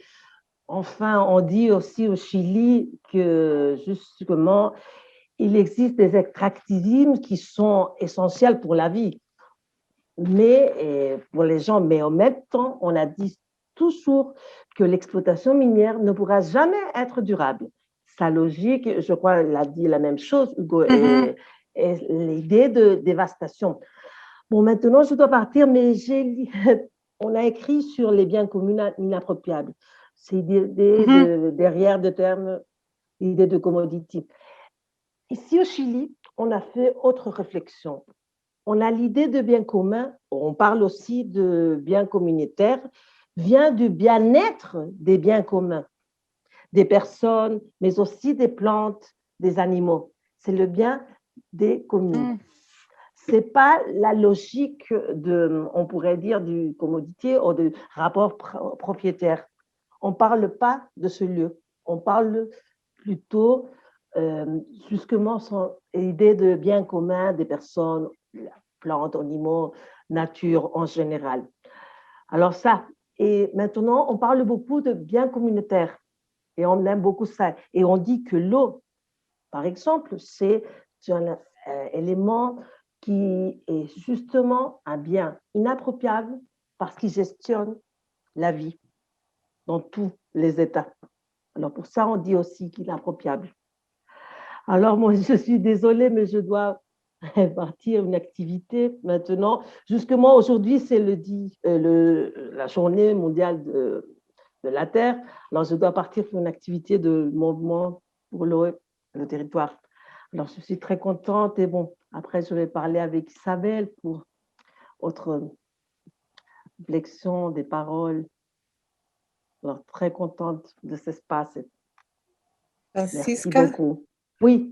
Nous regrettons que tu nous quittes. J'avais posé une question là, mais c'est ouvrir complètement peut-être une dimension qu'on n'a pas tellement abordée, mais on aura d'autres occasions pour en discuter sur ces aspects d'éducation, en fait, relative à l'environnement politique, parce que, enfin, si on considère le plan, les programmes, la plateforme que tu nous as présentée, on voit là qu'il y a toute une démarche politique qui est en train d'être mise de l'avant en vue en fait, de cheminer vers des fondements post-extractivistes.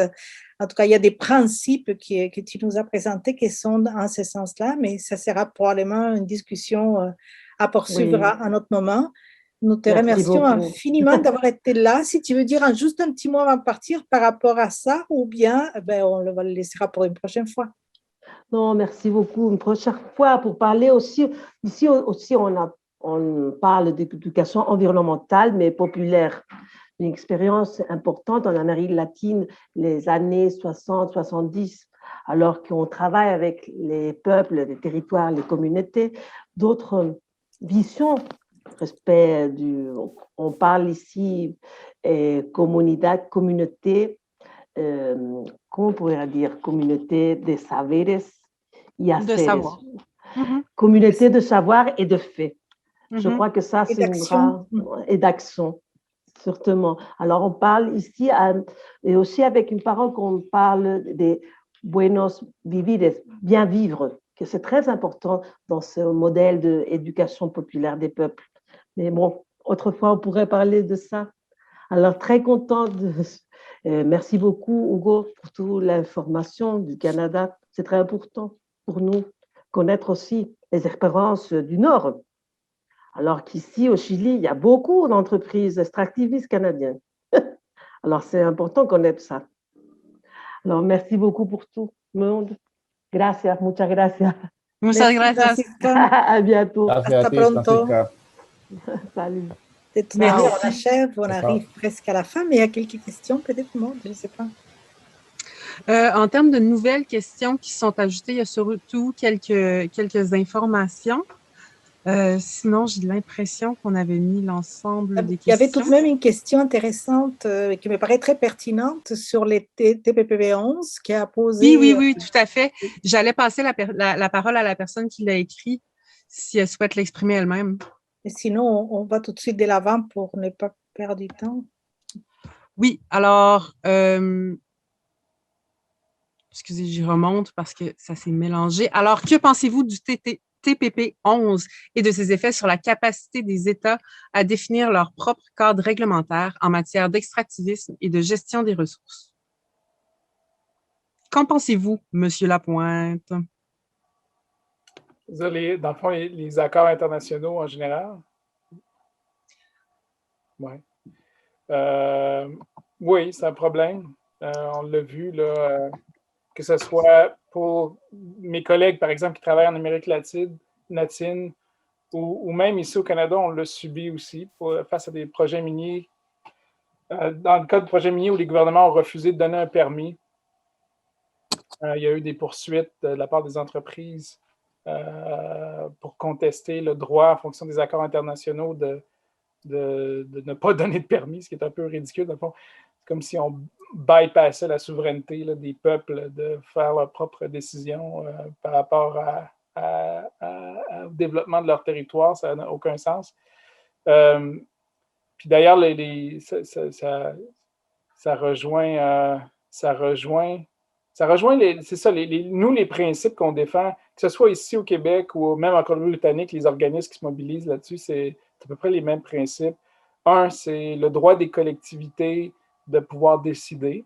OK? Deux, d'assurer une sécurité et protéger l'environnement au niveau de la gestion des déchets miniers, beaucoup protéger l'eau. Donc, ça, c'est très, très, très fort. Et trois, les principes de pollueur-payeur pour pas que les générations actuelles, les générations futures aient à payer les pots cassés de cette industrie.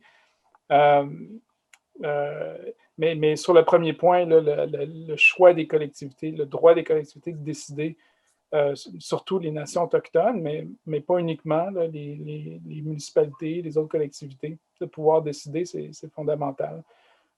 Et jusqu'à maintenant, c'est sûr que l'industrie en général ne veut pas ça, ne veut pas que les collectivités puissent avoir ce pouvoir-là.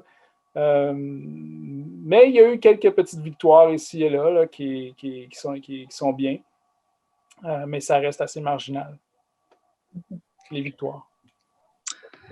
Il y a quelqu'un qui a ajouté dans le chat d'ailleurs que c'est pas vraiment minéral, mais c'est quand même minéral en fait. C'est au niveau des hydrocarbures. D'ailleurs aussi, en ce moment, il y a des poursuites qui sont pas dans le cadre des accords internationaux, mais c'est quand même des poursuites de la part de compagnies pétrolières qui poursuivent le gouvernement pour cause du cadre réglementaire et d'application du cadre réglementaire en territoire Mi'kmaq où j'habite, en Gaspésie. Donc, on voit que c'est vraiment très d'actualité là, comme situation.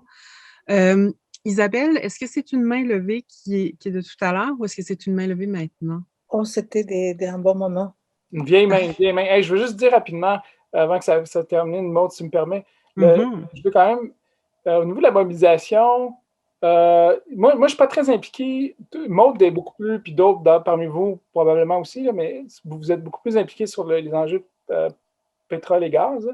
Moi, je suis plus impliqué au niveau métaux, minéraux, c'est l'autre volet extractiviste, dans le fond.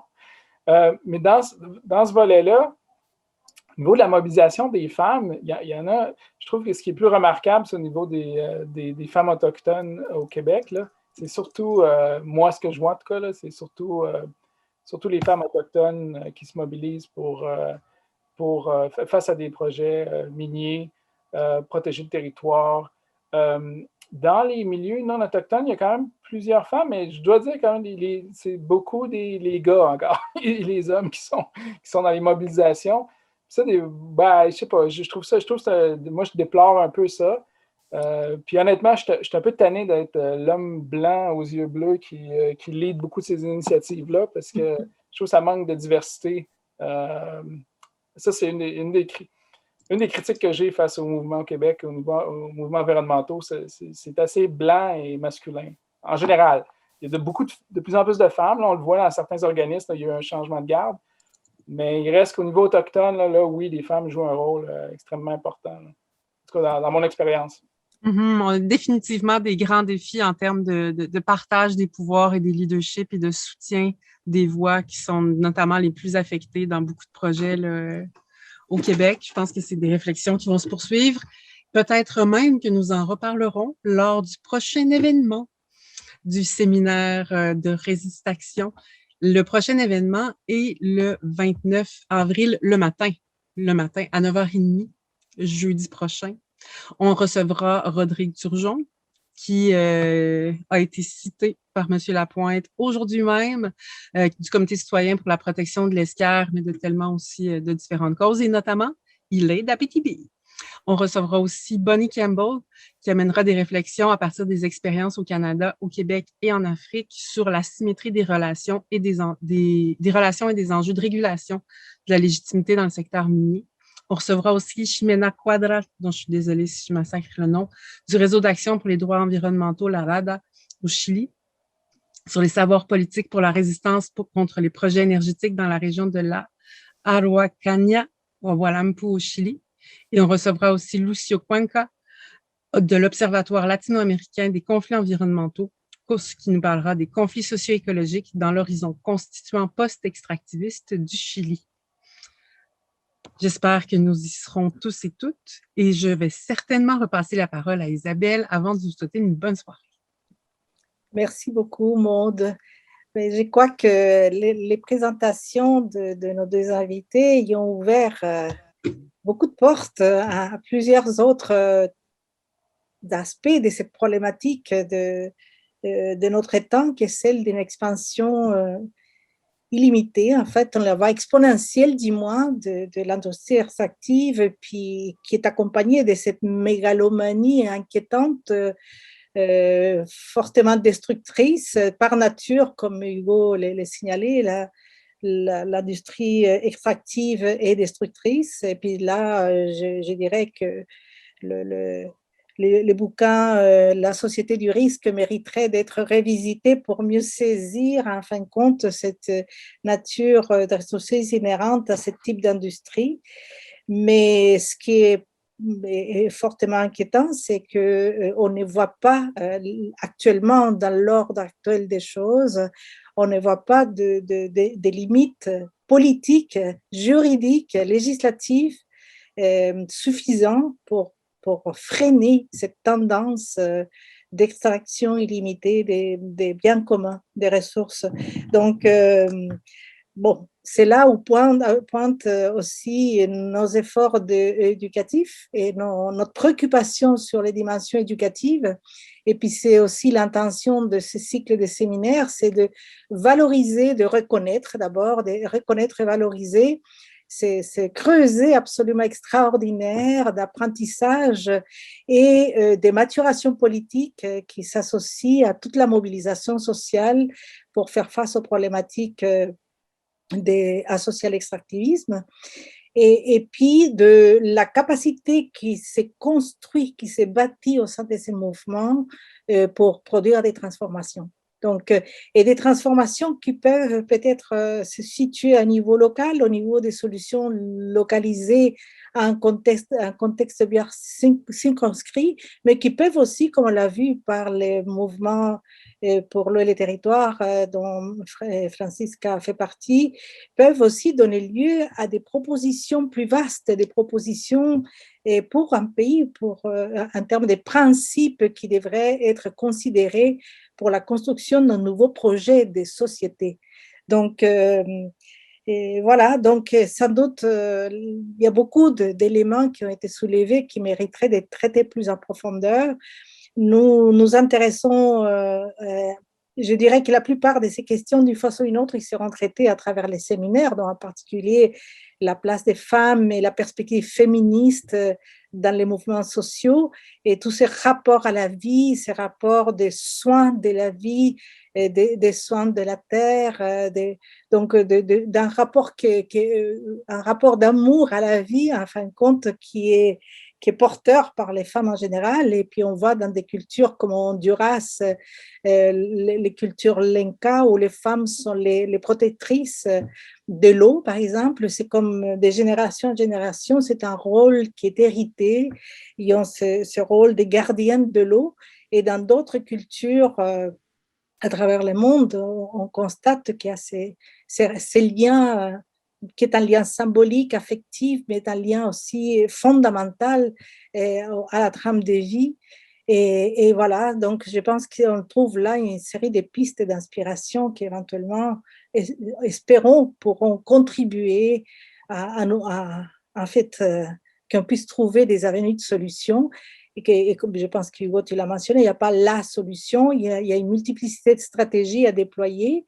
Et puis, en ce sens, ça va être ce cycle de séminaires, justement, ouvre cet espace ou contribue à ouvrir un nouvel espace, parce qu'il y en a sans doute plusieurs qui ont déjà été ouverts, qui permet d'explorer ces pratiques qui sont mises en place et puis les préoccupations que les acteurs soulèvent et les stratégies de travail qui mènent de l'avant pour cheminer dans cette quête pour la vie que nous menons aujourd'hui.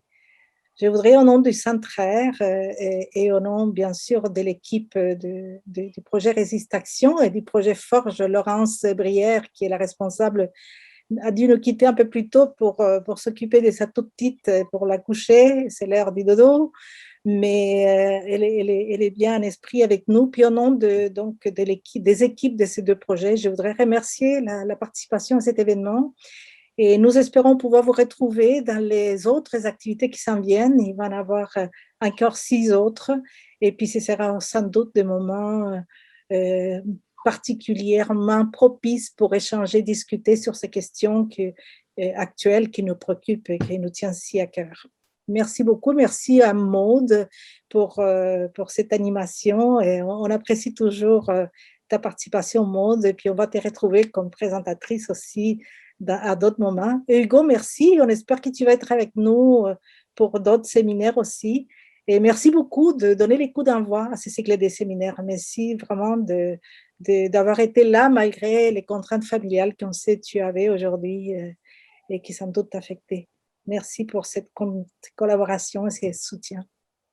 Et merci à tout le monde. Alors, à la prochaine. À très bientôt. Au revoir. Merci Félix. Merci beaucoup pour la technique. Merci infiniment.